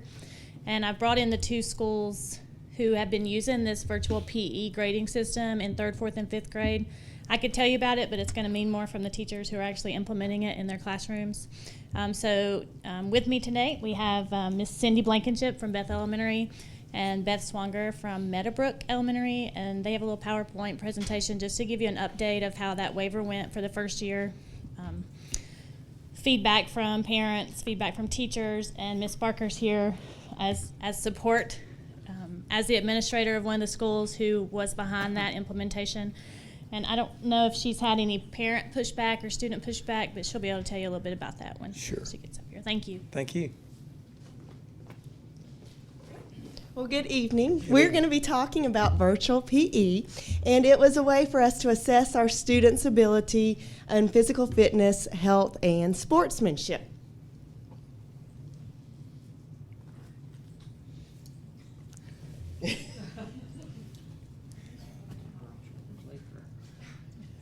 What exactly are we grading and assessing? We're grading their motor skills, their health-related skills and knowledge, and their sportsmanship. And the motor skills that we are grading on were our locomotor skills, our dancing skills, their throwing skills, manipulative skills, and skill elements that they would use in a game-like situation. The health-related skills and knowledge, so they understand the health-related fitness components, and those components are their body composition, their cardiovascular endurance, their muscular strength, their muscular endurance, and flexibility. Also, with our health-related skills and knowledge, they were learning how the importance of moderate to vigorous exercise and being able to sustain that for at least 20 minutes. We don't have PE. Well, the CDC recommends that we have an hour every day, our kids, and we only get them for 30, 45 minutes. So we're encouraging in and out of school, the classroom setting, and that they can use the perceived rate of exertion scale to determine where they are, their intensity of their exercise. Also, that they can use technology like a heart rate monitor to determine their heart rate, make sure that they're in their heart rate, and also know the 5 obesity prevention health behaviors. Does anybody know them? See, obesity prevention. Exercise would be one for an hour every day. What else? Push away from the table. Watch your diet. 5 to 9 fruits and vegetables a day. 5 to 9. And then to make sure that you're getting at least 9 hours of sleep. Very good. At least 9 hours of sleep, and they say 9 to 12 for school-age students. And then Less than 60 minutes of TV, computer time. and also to limit your sugary drinks. And with the sugary drinks, I have one of my parents who actually I taught years ago, and it's getting to be a lot more of that lately. But anyway, she had gained quite a bit of weight, and her son was in PE, and we were talking about these things and how we could. And I told him I like sweet tea, but I drink water with lunch, and maybe when I go out I have sweet tea, and not to take it away totally. Well, he went home and told his mama he had to change this. She's lost 41 pounds since Christmas. So that's something that's big too with us. Sportsmanship. We work on that. Use praise and encouragement with each other when they're playing, and they accept responsibility for their own performance. I don't need the microphone. And how are we doing this assessment with the VPE? We're using the observation of the skill, of course, us going around, making sure that they're hitting all of the cues, discussions with the students on health issues and current health topics, peer assessments, other students watching each other as they perform the skill, their own self-assessment, written tests that we've done with them, and question and answer time during PE. How we are grading them. Each 9 weeks we grade 3 to 4 of the standards. Always give a grade on sportsmanship. That's every single 9 weeks. The last 9 weeks we review the skills and cognitive information. Our goal is to improve the grade, where they start to improve it. And the kids really have taken to it. They'll go home and they'll try and practice something, and for me, it's made me much more aware of my students. I can pick out my children that I need to get to quicker because of this and help them quicker to get better and to improve. And how we're determining this grade is we assess the students on a rubric, and it's a scale from 1 to 4, and 1 being that they're just not putting forth any effort, not willing to try. We don't really have any 1s, but and then 4, the main difference of 4 is not only that they can do the skill, but they're going around and helping others, so they've mastered that skill. So we're taking it one step farther so that they're concerned about their community, their class members. How has VPE changed the way we teach? We do focus more on the cognitive aspect of physical education, and that's going to impact the end of grade testing that is in the future for physical education. We identify the students who need additional assistance quicker, which I touched on earlier, and increased instruction, discussion on health-related issues and concepts that are affecting our society.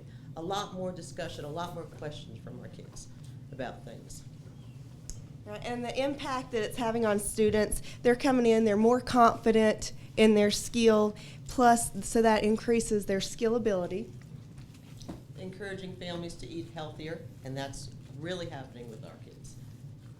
Increased exercise in and out of the classroom, going home, practicing a skill to make sure that they're doing it correctly. Increased curiosity in health topics, so a lot more discussion, a lot of questions. They read or hear something. And then the students increase ability in their leaderships. They're over there helping and wanting to take that step to go, oh, you're not doing this right. Let me help you. Let me show you how this is done. So that, and because they want a better grade, so they're making sure that they're looking at somebody else, and I think that's really impacting their leadership abilities. And increased encouragement for others, and they really do like to encourage. I think years past, I've been doing this over 30 years, and you know, it was more sports orientated years ago, and I have really gone through all the changes that physical education has, and now we're more concerned, we're not concerned with the athlete. The athlete is the kid in our class that is helping other people and getting them to get better, and they actually love to listen to someone other than the teacher and model what they do, and that's a big thing for our kids with each other. And then the increased cognitive understanding of physical education and its impact on your lifelong. You know, it's something that's important to each and every one of us. So, does anybody have any questions about it? Ms. Barker? Yep. I'll say, just one thing. I walked by Miss Blankenship's room last week. It was hard to wrap my head around, but I go in there, and thanks to Miss Boone and getting this grant, there's this huge obstacle course set up in the gym with all this equipment, and the kids were actually going through this obstacle course as you're blood going through the heart.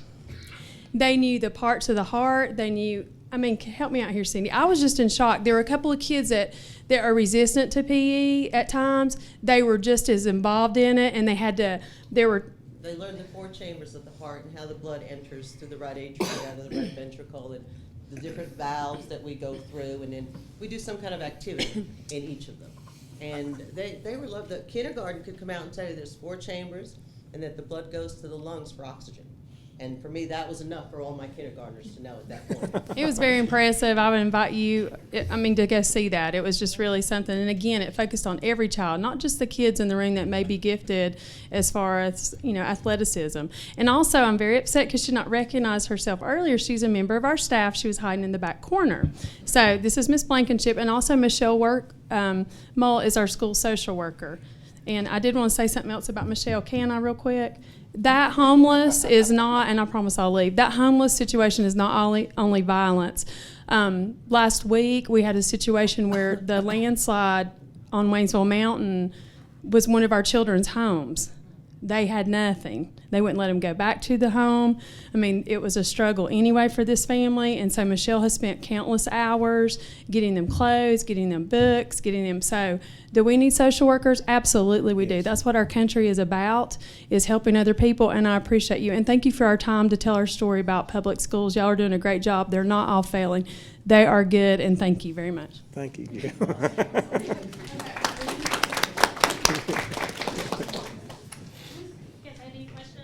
Does anyone have any questions about the grant or the implementation of it? It sounds like it's moving well.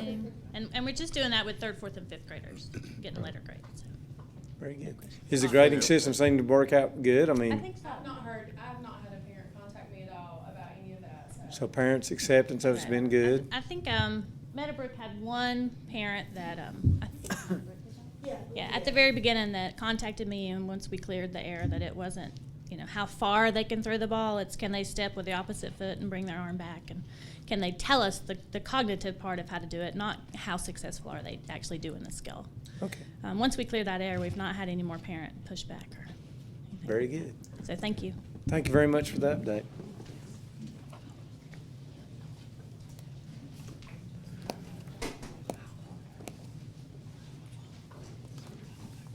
At this time, we will recess back into closed session, and then we'll come back and finish up our agenda. We do have one adjustment that my Building and Grounds Chair reminded me of, and I apologize for not adding it earlier. Under 19, between 19 and 20, we'll add 19A. We've got a motion to talk about from the Building and Grounds meeting that was held earlier this morning. At this time, we'll recess back to closed session. The meeting is now back in order. I got to figure out where we are on our agenda. Let's see. 15, board members, you had an opportunity to look at the April 15th, 2013 closed and regular session minutes and the April 18th public hearing, closed and regular session. This time I'm going to entertain a motion to be approved as presented. Motion. Mr. Henson's made the motion. I have a second. Second, Mr. Henson. All those in, excuse me. Who did I say? Mr. Henson and Henson. Double Henson. Well, that's good. Thank you. Mr. Harbin has seconded the motion. Any questions or comments on the motion on the floor? There being none, we'll vote. All those in favor, please raise your hand. Okay, next item on our agenda, we have NCSBA Southern Region Conference representative, and I think Dr. Garrett was going to present that, but I'll be glad to say what it's all about. 16. Alicia. Or 17. Well, on my copy, 16 is NCSBA Southern Region Conference.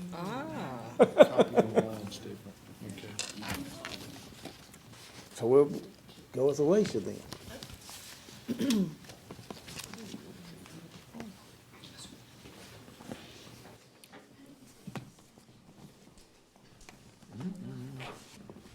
Mr. Chairman, Dr. Garrett, Dr. Knowlton, members of the board, I'll be presenting the our local planning system for y'all's approval tonight. We've provided the link to the application. It's over 100 pages, so if you would like to read it in your spare time. I did log in and I did peruse it slightly. It's similar to what it was last time. Yeah, it is. Okay. It's very similar. And I'm needing y'all's approval on it for tonight. This time I entertain a motion that the CTE federal program plan be approved. Mr. Kirkpatrick has made the motion, second Ms. Milner, that we approve the CTE federal program plan as presented. Any questions or discussion on the motion on the floor? There being none, we'll vote. All those in favor, please raise your hand. Motion carries unanimously. Thank you, Alicia. And I'd also like to say thank you for all y'all's support with all the programs that we've been working with lately. I appreciate it. We enjoyed the flowers and the presentations. Thank you. Sure. Well, stay with us. Now we'll go to NCSBA Southern Region Conference representative. Mr. Chairman, members of the board, congratulations to Chairman Francis, who has been selected by the North Carolina School Board Association by Dr. Ed Dunlap to be a representative at the North Carolina School Board Association Southern Conference. And I need a motion for him to attend. So moved. Mr. Kirkpatrick has made the motion, second Ms. Milner. We're doing it quickly now. Miss Boone said we was needing 12 hours worth of sleep. We better plan on sleeping in the morning. Any questions or discussion on the motion on the floor? If not, we'll vote. All those in favor, please raise your hand. Motion carries. Thank you very much. I appreciate it. We'll represent you well at the Southern Conference. Now, Mr. Fred Trantham's not here, but I think Dr. Garrett's going to do our He had a policies daughter for to us. graduate yesterday. All Mr. right. Chairman, members of the board, for your approval, you have the revised SA 12. Okay, was there any board members had any public comment or anything about the policy? Mr. Chairman, I make a motion that we approve the SA-12 policy. Okay, we have a motion from Mr. Kirkpatrick, second Mr. Rogers. Any questions or discussion on the motion on the floor? There being none, we'll vote. All those in favor, please raise your hand. Motion carries unanimously. Thank you. Thank you. Board members, we had several of you that did make the webinar, and we do get continuing education credit for that. But we do need to take action as a board to approve the 1 hour credit for continuing education. So at this time, I would like to hear a motion. I make a motion that we approve the credit hour. I second that. Second, Mr. Kirkpatrick, and it was, motion was made by Mr. Harbin and second by Mr. Kirkpatrick. Any question or discussion on the motion on the floor? Mr. Chairman, I attended, and I just want to say that that webinar was very informative, and thank you for allowing us to, yes, thank you for allowing us to do that. Well, that's good to know. That is. Any other questions or comments? I think we can do more and more of that, you know, locally, because Raleigh is a long way to go for a 1 hour deal, so. And I think it's very cost effective. It got us pointed in the right direction. We didn't come up with all the answers, but we're well on our way. Very good. All right, and all those in, is there any more discussion? All those in favor, please raise your hand. Motion carries unanimously. All right, now we have the report of the Finance Committee. We recognize Mr. Jim Francis. Mr. Chairman, the Finance Committee met earlier this afternoon and went over the monthly financial reports. Everything seemed to be in order. So I bring before the board to approve the regular monthly financial reports. Can we have a motion on the floor? Do I hear a second? Second, Mr. Henson. Any questions or discussion on the motion on the floor? There being none, we'll vote. All those in favor, please raise your hand. Motion carries unanimously. Anything else from the Finance Committee, Mr. Francis? This time. Okay. I failed to bring in 19A. Sorry, Dr. Nolte, but I skipped over 19A, which was a report from our Building and Grounds Chair, Mr. Harbin. He has Mr. Chairman, some action needs to be taken tonight. Mr. Chairman, the Building and Grounds Committee met this morning. It's our pleasure that we go into negotiations with Mr. Tom Morgan on some property. Okay. I second that. I hear a second. Mr. Harbin's made a motion, second Mr. Kirkpatrick. Any questions? Chair, just for the board's edification, to begin the negotiation process, we'll have to pay that property surplus, and first I check to make sure it's offered to the county commissioners, and they turn it down, and then we can go through the process. And Mr. Harbin called me this afternoon and told me that discussion was underway, so I think that actually, if your motion would just say to begin looking into transferring 2 acres to work, we have to find out which way we want to go with that. So we're in the middle of a motion. You want to withdraw the motion back from the floor and come with a different motion? I think it's, if you want to just make a statement that, make a motion to direct me to begin looking into the process of transferring that property, let me come back with you the correct way to do it, is how we go through that. So we don't need a motion. We just need. Just a motion directing me All to right. look into begin the process. Would you modify your motion then? Or? I would, and we'd also like to direct Mr. Smathers in releasing and the 2 acres of property to the county commission. I modify my second. Okay. Okay. I've got my direction. Make sure that we got the wording right on the motion for public record, okay? Thank you, Mr. Smathers. Thank you for helping us out. I told Mr. Francis if I could get it right and walk Leatherwood's memory just one time, I'm gonna keep trying, guys. I'll get it. It really goes, anytime I want to check statutes, make sure they haven't changed. I think the process is we have to first offer to the county. If the county declines it, then we can go through couple different options. Right. But that's what it said. Okay. Okay. Any question or discussion on this motion? There being none, we'll vote. All those in favor, please raise your hand. Motion carries unanimously. Now, anything else from Building and Grounds? No, sir. Thank you very much. Mr. Hargrove. Pisgah, Tuscola, Flat Roof. She did not give me that, Tracy. I'm sorry. We need approval. For the flat roof projects for Pisgah and Tuscola, that will be over the libraries and over the office areas and the lobby. That was, be funded out of lottery proceeds. Oh, yeah. Estimated total cost of $306,000 for both projects. It'll be treated as one project. sorry about that, but I will at this time ask the pleasure of the board that we do approve the flat roof repairs at both Pisgah and Tuscola at an estimated cost of $306,000, and that will be allocated through lottery funds. Is that correct? That's correct. 306 or 316, Mr. Hargrove? I think we had 153 each, so it would be 306. 306 is correct. All right, 306. Second that. We have a motion from Mr. Harbin, second from Mr. Rogers. Any questions or discussion on the motion on the floor?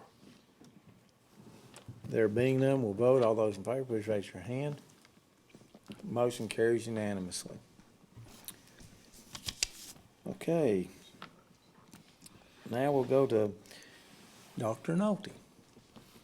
Mr. Chairman, members of the board, Dr. Garrett, we have charged students or attempted to recover from students. Sometimes the schools have to pay this an athletic participation fee. That has been a $10 fee. We started charging that a number of years ago because invariably you would have injuries, and some students would have insurance, some students would not have insurance, some students would tell you at the beginning of the year they had insurance, and then the insurance would lap, or there would be some kind of problem with coverage after an injury. So we made a decision to just to purchase the insurance for students, and then had approved by this board a $10 fee, and then the schools would always cover that fee for students who could not afford it. And essentially what the schools do is they pay the premium over the summer before the fall season begins, and then they attempt to recover that fee from individual students. Over time, those fees have increased. Middle school is now $13, and the high school, the insurance has increased. Middle schools is now $13, and high schools is $26.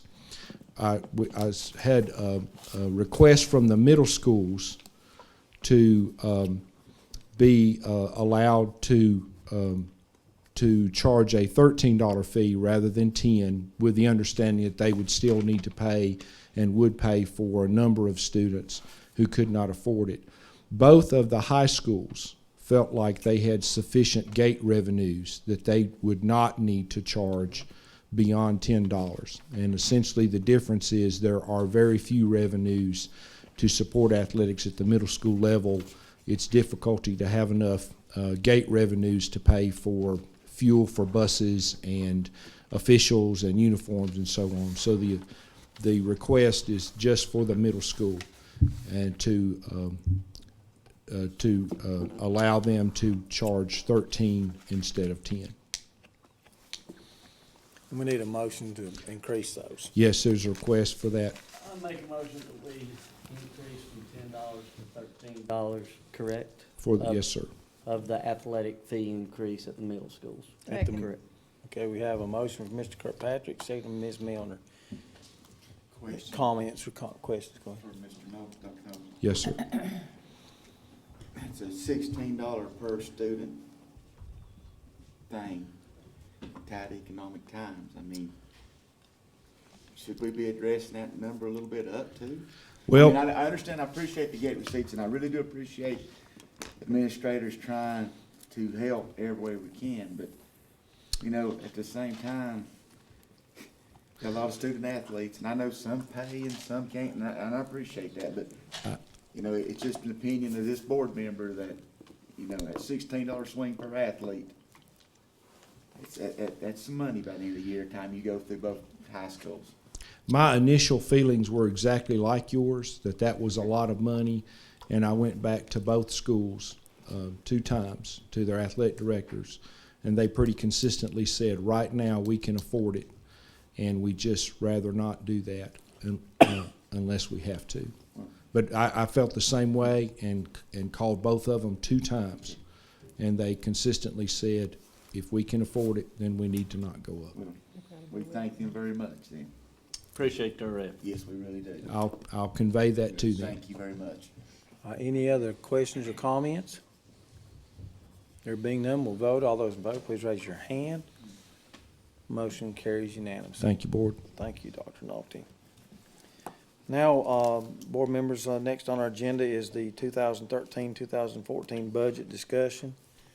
At our last meeting, joint meeting with the county commission, we had been asked to determine what our position would be on the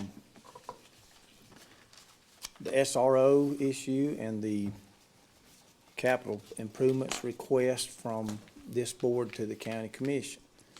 I'll open the discussion and in fact say that we have been asked to come up with what our decision would be on whether we want to move forward with the same budget request, withdraw that budget request, and please correct me if I'm wrong, because I can get the facts wrong, or ask for the 11 SROs and fund the Safe Schools from another source, which was designated by the county commission, I think, as some of our fund balance. And so I'll just start the conversation with asking board members for your thoughts and on this question and where we want to proceed from this point. Mr. Chair, I'm going to open up first, and I thank you for this, because again, the other night, got to speak on this very short before I had to leave. First of all, I want to thank the administration for after this tragedy, they acted as quickly as they could with the funds they had.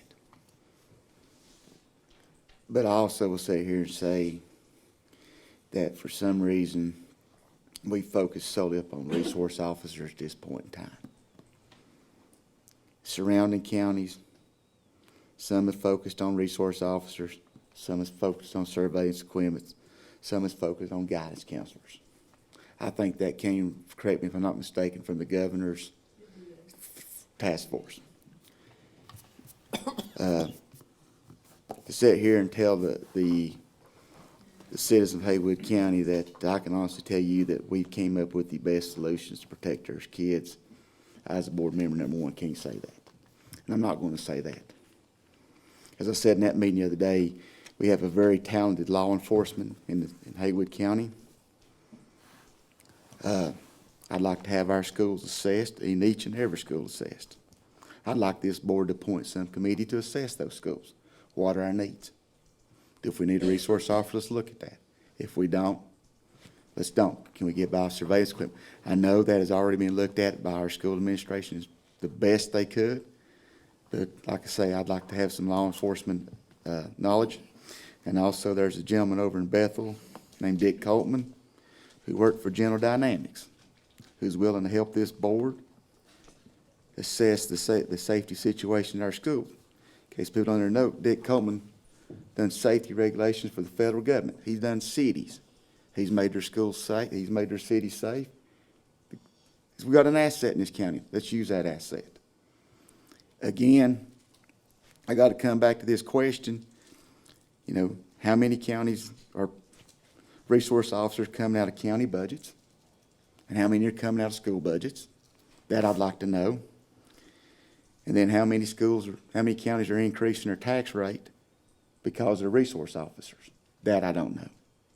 And if we're going to do this, let's do this discussion right.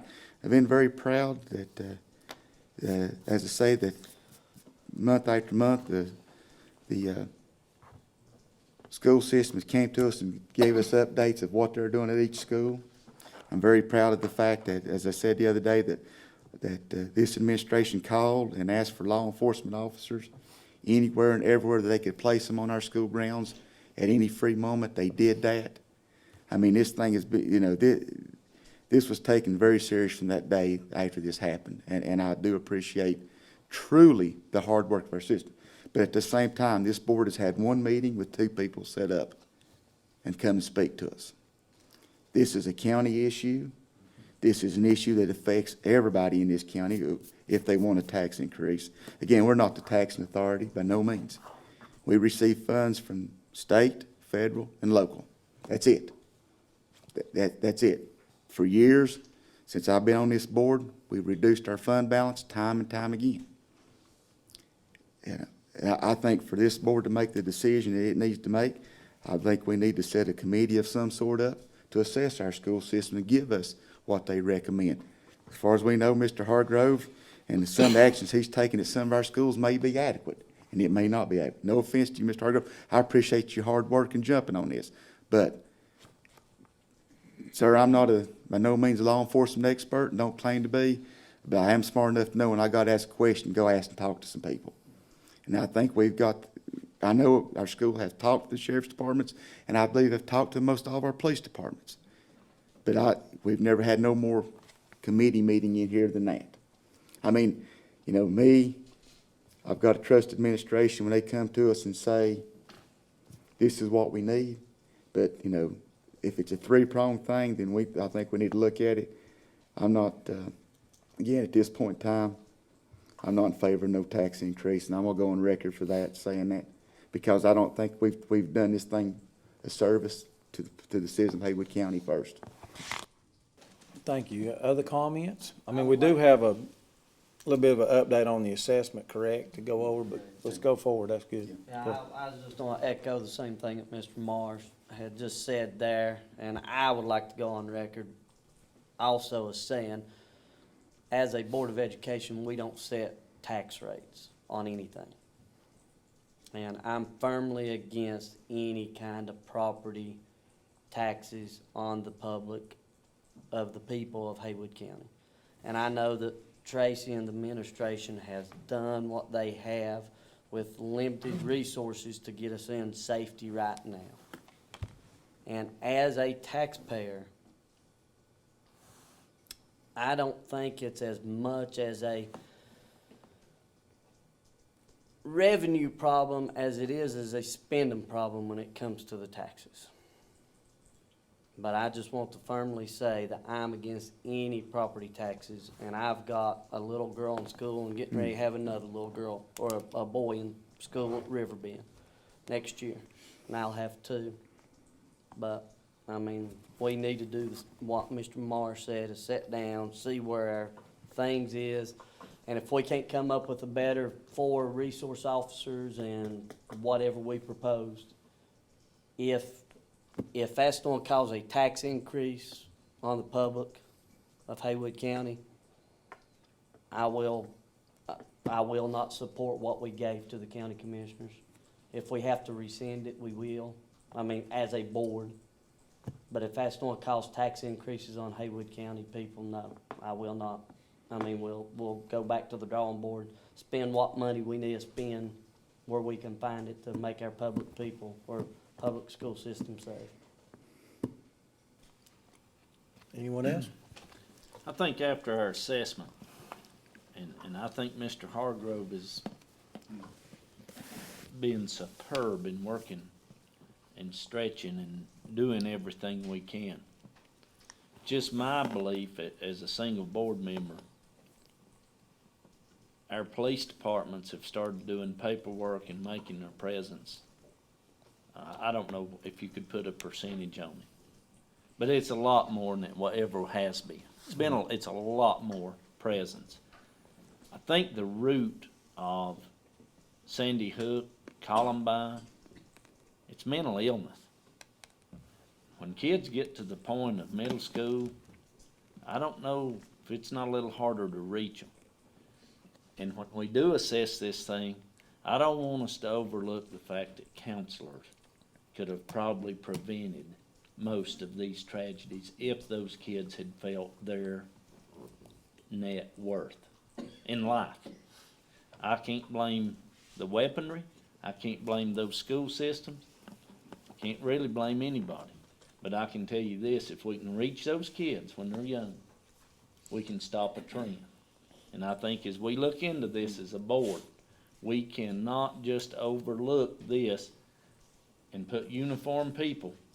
Those people are targets too, and say that we did the right thing.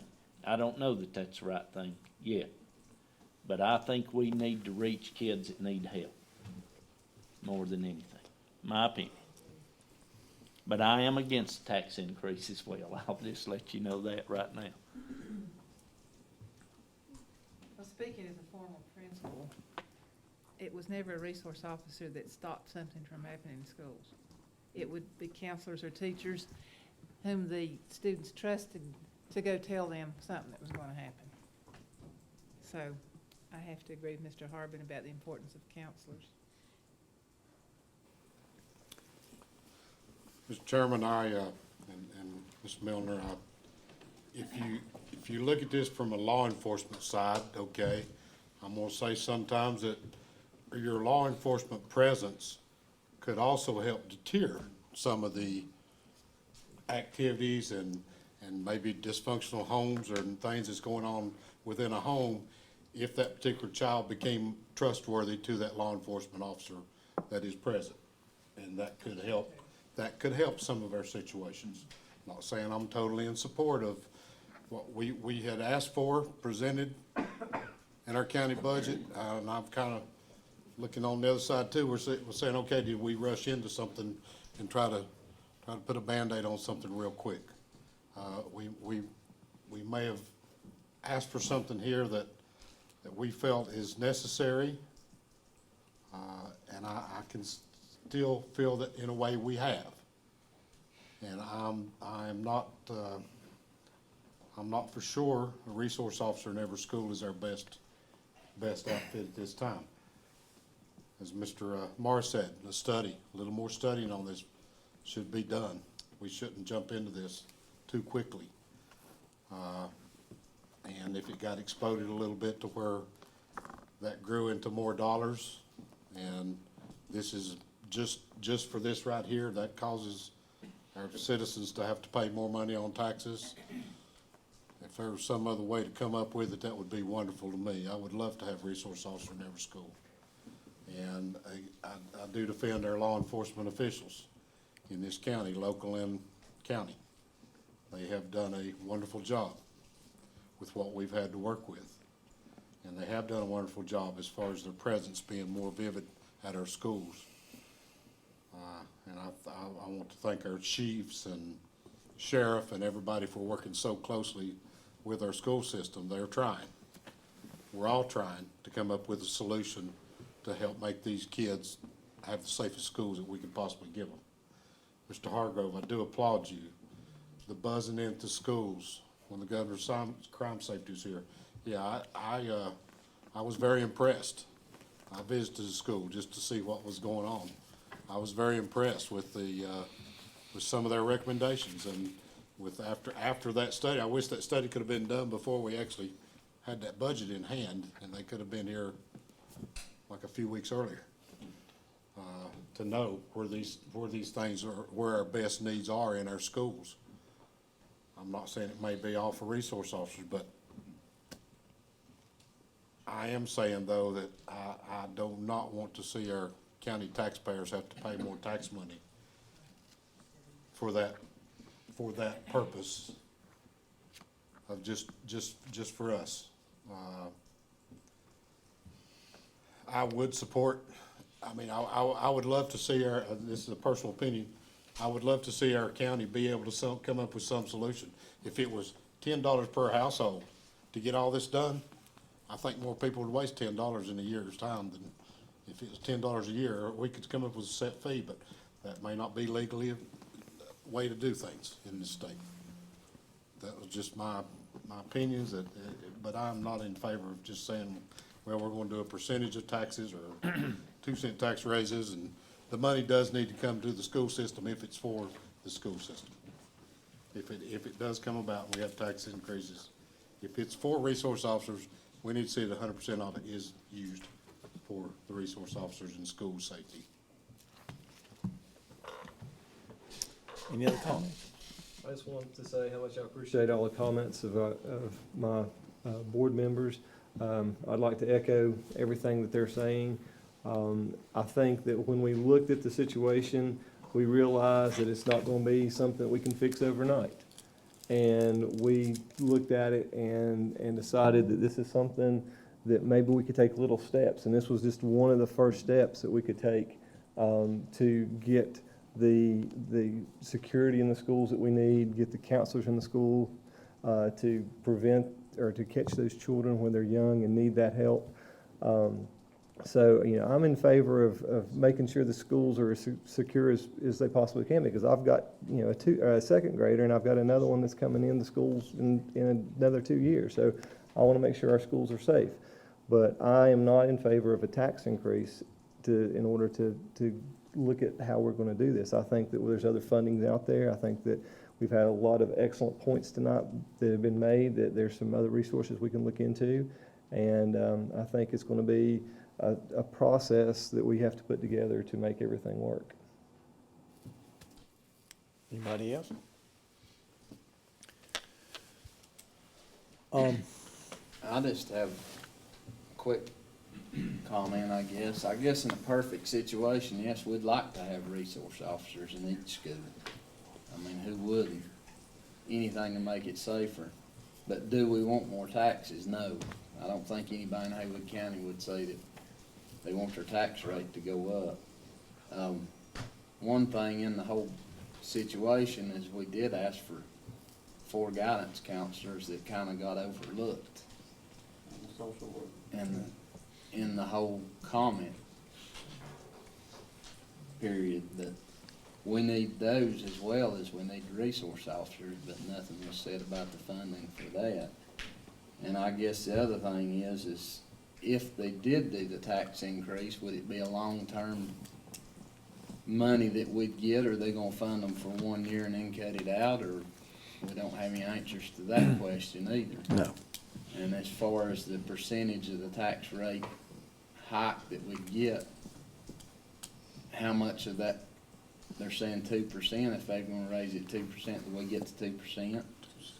2 cents. 2 cents? Yeah. Do we get all that every year? So Don't know. we don't have any questions, so at this time, no, I wouldn't support a tax increase. All right.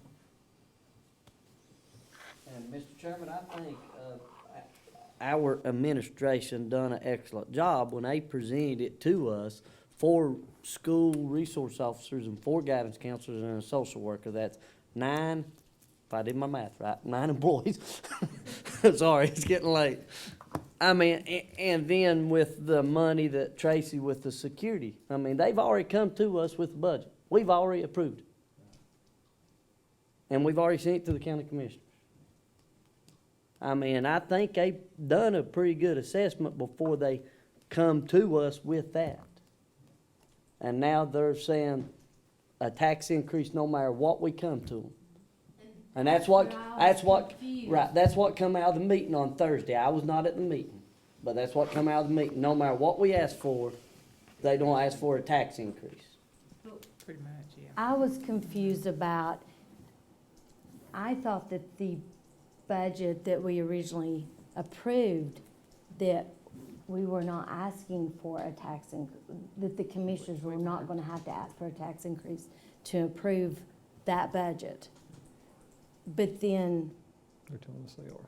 but then they told us they were in Thursday night's meeting.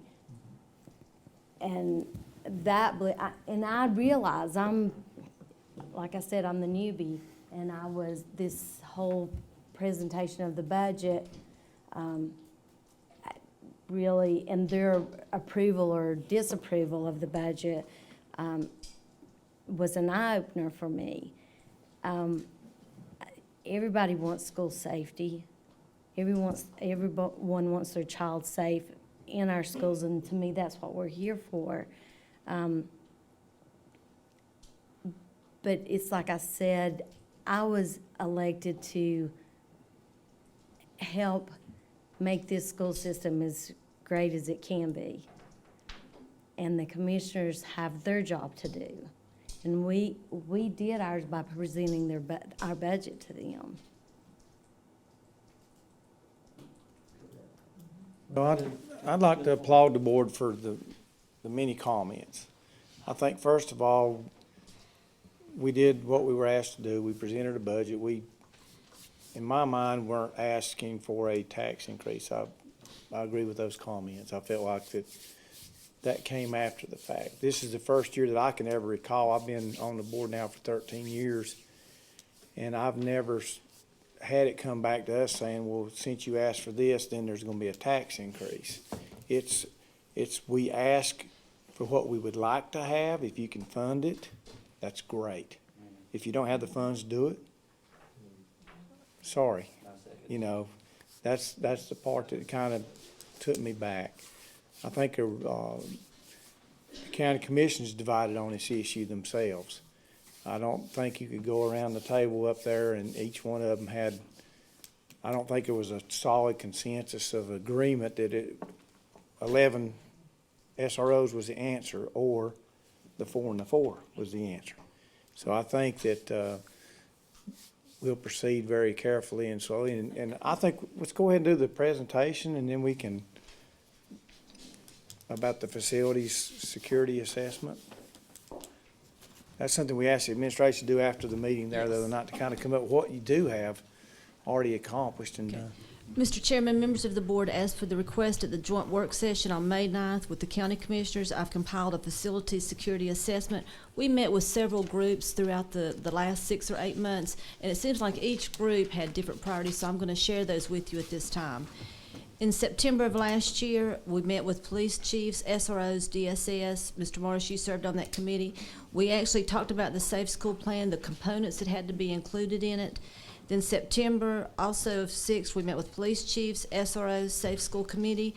Recommendations at that time were keys for dispatch, all in the same CAD, and to explore a Safe Schools grant, which we did. September 17th, we had a bomb threat at Tuscola. We also did debriefing with Detective Cope, law enforcement, school administrators, and the recommendation at that time was to do a command station off campus. In October through November, we had board meetings, and remember the big orange notebook? Presented those, and also we had the crisis boxes. Those were approved. Plans given also to every police chief and also to every sheriff. Lockdowns are conducted each semester with law enforcement walking through with us.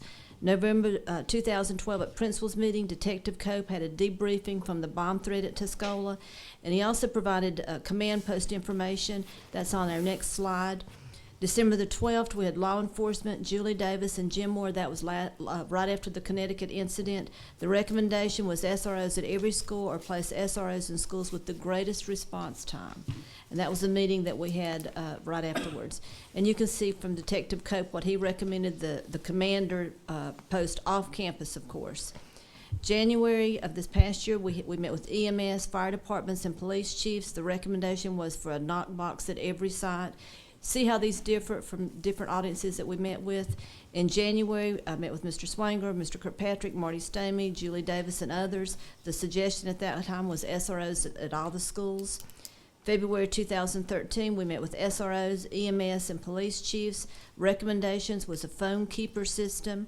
All elementary schools are now secure, and the focus was to be on middle and high school. February 21st, we met with the Rotary Club. The recommendations were those 3 things: counselors, SRO, and facilities. February 21st, we had the Governor's Crime Commission here. They actually did a walkthrough at Waynesville Middle School. Recommendations were to lock all doors. Teachers and staff needed to man the exit and interior doors. After class changes, teachers needed to secure the outside. They need to be under complete lockdown at all times. February this past year, 22nd, I met with Chief Whitener for House Bill 452. That was when the money was included in House Bill 452, which that has changed. March 18th, we had a public safety forum for input from safety, and we were very few people attended this. March 21st, we met with Dale Burris, Chief Benny Coleman, Detective Cope, Johnny Glantz, Jeff Haynes, Chief Hollingshead, Jason Rogers, and Joey Webb. The recommendation again was 2 Knox boxes per site instead of the 1 that we started out with. In April, Governor's Crime Commission came and did a 2-day workshop for us.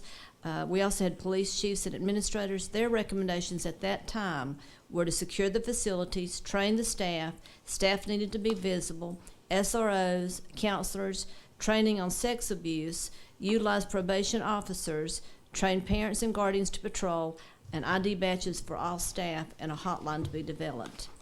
I've had several SRO meetings throughout this past year. In July, the recommendation was to update the equipment for the SRO. In November was to secure the buildings, January 7th was to secure the buildings, and January the 30th was some safety issues. Training that we've had for all of our administrators, I shared this with you last time. We started out in July of last year with drugs in our midst. September the 5th, we did a critical incident. November the 7th, we did debriefing with Detective Cope. December 5th, we did a minimum maximum lockdown procedure. January the 7th, we had active shooter with Chief Ball and SRO Sluter. And then we had the Governor's Crime Commission here on 2 days.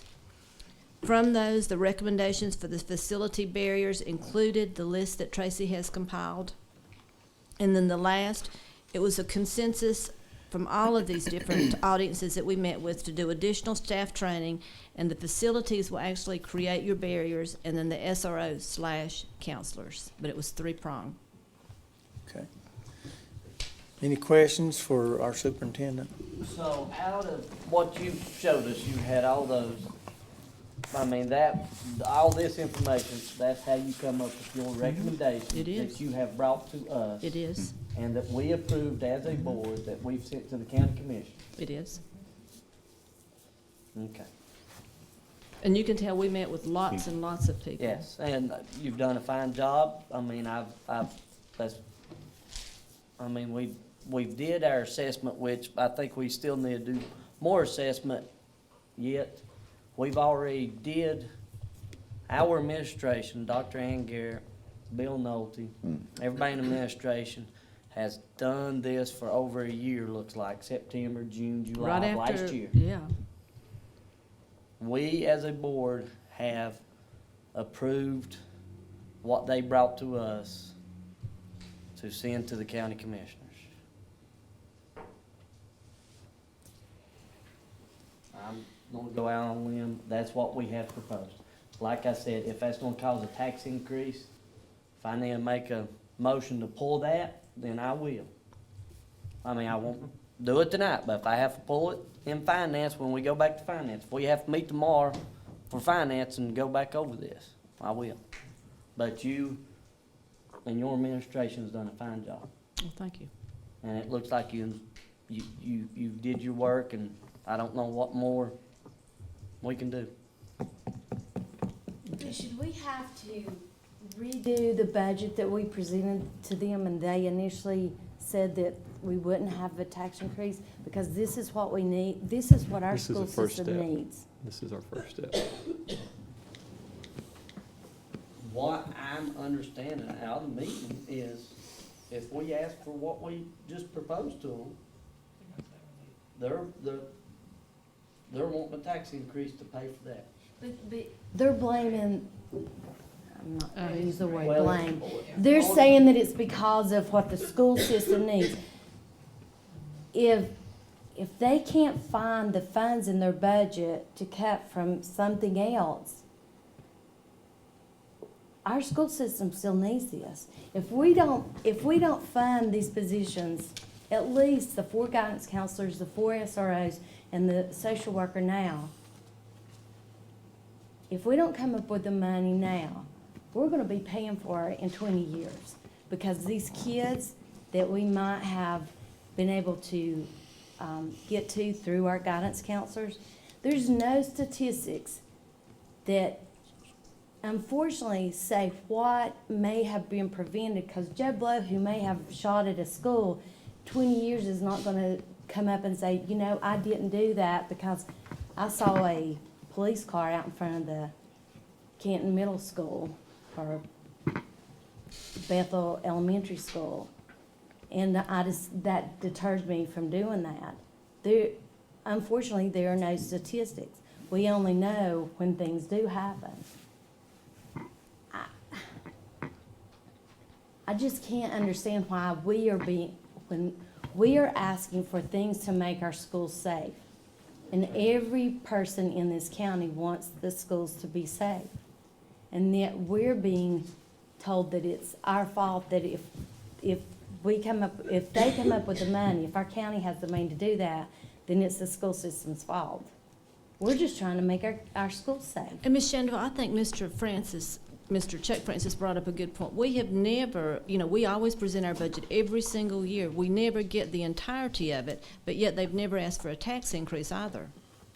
And that's where I've been surprised in this whole budget process, because year after year, when I've watched this process, I've never seen it done this way. So I was kind of blindsided when it was blamed, I'll just say blamed on the school board, on the school system, for a potential tax increase. Well, when other groups came to them asking for money, did they tell them that too? I'm not aware of that.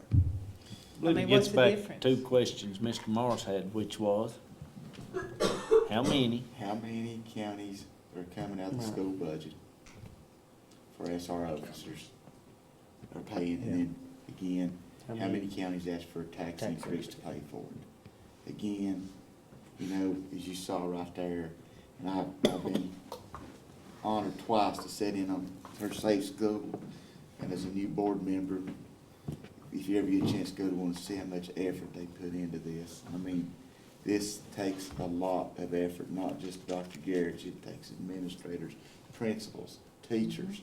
I mean, their plans are about as safe as anybody can make.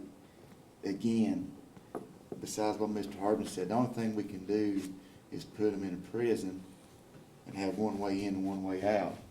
That's right. And we can't do that. I mean, I don't think our community wants that no, either. and again, after seeing that, and this is what they again, the administration recommends to us. Again, our administration will be, as I will sit here and tell people, a very conservative administration, very conservative. They've got a fund balance because they have been conservative. They've lived out of that fund balance because they have been conservative. We'd all like the pie in the sky. Every one of us. But where do we stop? One resource officer at Tuscola, we got 9 buildings. I mean, you understand, they talked, they discussed, they came up with a solution to give to this board. That's what we approved. And that's what I'm comfortable with. Is it what I'd like to have? No. But at the same time, it's the best we can do with what they've got. And I'm proud of them for doing it. I'm done my speech tonight.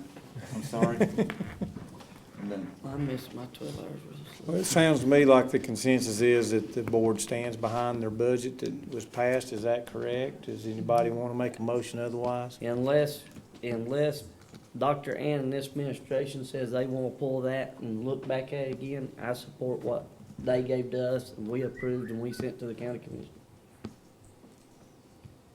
Okay. With no tax increase. Yeah, I think it's also important to make a consensus that, it sounds like nobody's really in favor of doing a tax increase without looking at other funds But I don't, first. how can you say we approve this budget? That's the commissioner's issue. Right, we approved. We approve a budget. We approved a preliminary budget to give to the county commissioners. The administration gave us their suggestions. We, as a board, voted to approve that. The next step, it went to the county commissioners. County commissioners either approve it or they deny it or they change it. Once they change it or they can't say, then does it come back to us? But has this ever happened? This has never happened. They before. have denied some stuff, but they've never sat there in our face and said, we are going to ask for a tax increase if you come with this budget. So like I said,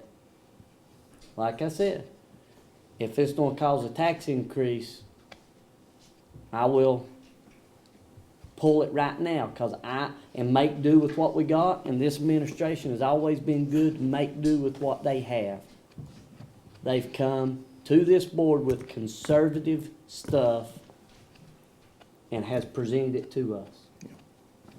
And you see the hard work that they've did.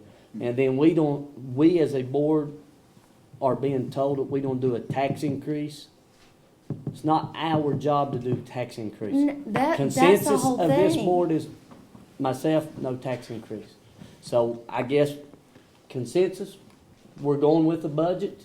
Yep. But if it's gonna cause a tax increase, we're pulling it? Is that the consensus? Well, Or- they need to just deny it and They send it have to back make to the us. decision. That's, Whether or not. to me, that's their decision. Right, that's what I'm We- saying. They We just say approve yes a or no. budget, this is what we recommend. And if they approve it and they wanna do a tax, they have to do a tax increase to fund it, that's not on our watch. It's not on our watch. Yet, if they're blaming a tax increase on this board and this administration, this school system, no. But how can they do that? It's sort of like one of those things, people are idiots to some things. And if you hear something enough, it's a Board of Education, it's a Board of Education, they don't believe it. So I've said my piece. No tax increase. This administration's done a good job. All right. Mr. Phillips, did you have a comment? I think the county commissioners basically said the revenue was flat. Oh, I know. And across the board, I think they said there were cuts in every department. Yeah. So if we want more money for SROs, the only way they have to get that Yeah. is a tax increase, so. It's very, I mean, that's very plain and simple. They've explained that. In their defense, yes, they're tapped out, is my understanding. And that's not a revenue problem, it's a spending problem. And I've said that on record. So if we stand on what we've submitted, and they say they have to come up that money, they have to raise taxes. Then at that point, then if it's that, then we're gonna have to. Well, that's what I'm asking, that's why I'm asking. If that's what they're saying, Mr. Francis, That's what they're saying. if that's what they're saying, I will make a motion to pull that request right now, because I'm not going to support a tax increase. And if that means that I, as a board member, will need to pull what we gave to them, I will. And if they're not willing to step up and try to find some money to help us out without a tax increase, then so be it. That's their choice. Stephen, I think their stance is clear and unwavering. Well, I make a motion that we pull the previous, You amend the budget. yeah, it's getting late, like I said. I amend the budget that we have gave to the county commissioners to come, I guess, come back to finance. Just a safety piece. Just the safety piece. The 4, and 1, and Yeah, the the 4, I would 410,000. like to make a budget amendment adjustment that we pull out the safety piece, the 4 resource officers, 4 guidance counselor, and the one social worker. That Social worker was not in Social there. worker's different. Yeah, social worker It's was just in the, there. it's the This 4 is the 4 and 4. SROs, the 4 counselors, That and we- then the facilities funding for the safe schools. And the facility fundings was the Yes. 400 and something thousand that Tracy. Correct.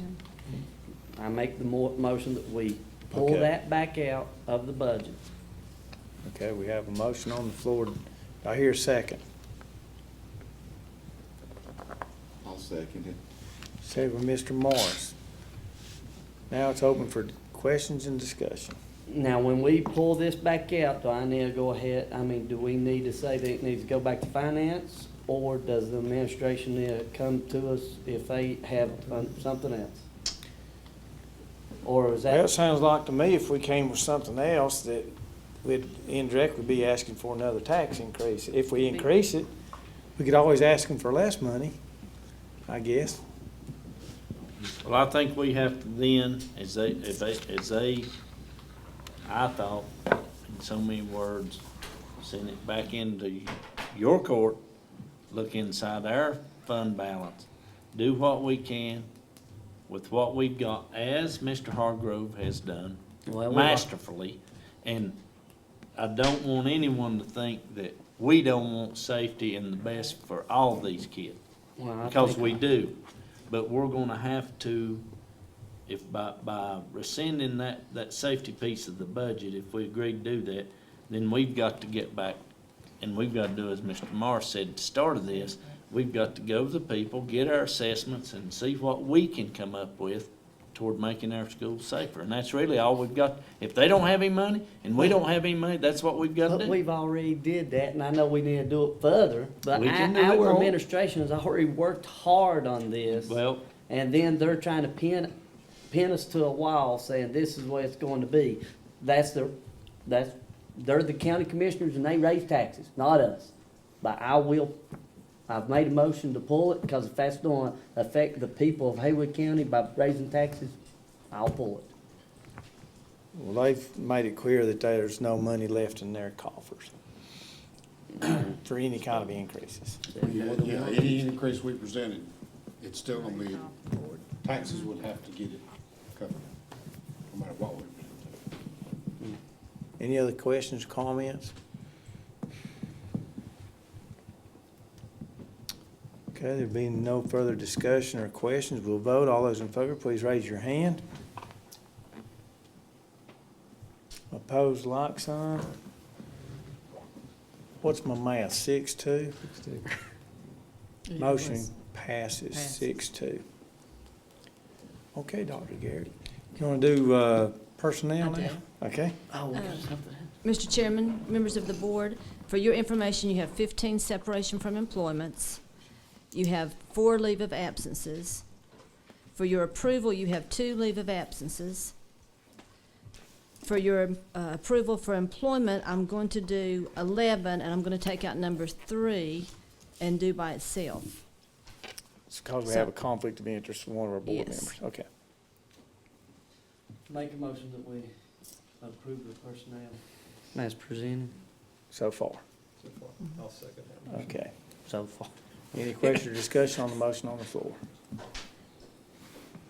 There being none, we'll vote. All those in favor, please raise your hand. Now, who was it supposed to be out? No, he's not out till I say No, number he's not 3. yet. Not out. He's still Okay, in. you're just pulling out number He's I just still in. pulled it out. Okay. Come in, He's coach. still in. Okay, so motion passes unanimously. Yes. Okay. Mr. Chairman, members of the board, I'd like approval for number 3 under employment. So move, Mr. Chairman. Mr. Rogers made a motion. Do I hear a second? Second. Second, Mr. Kirkpatrick. Now we have somebody that's gonna be out of it. Yes.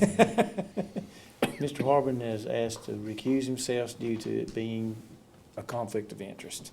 Correct. Any question or discussion on the motion on the floor? There being none, we'll vote. All those in favor, please raise your hand.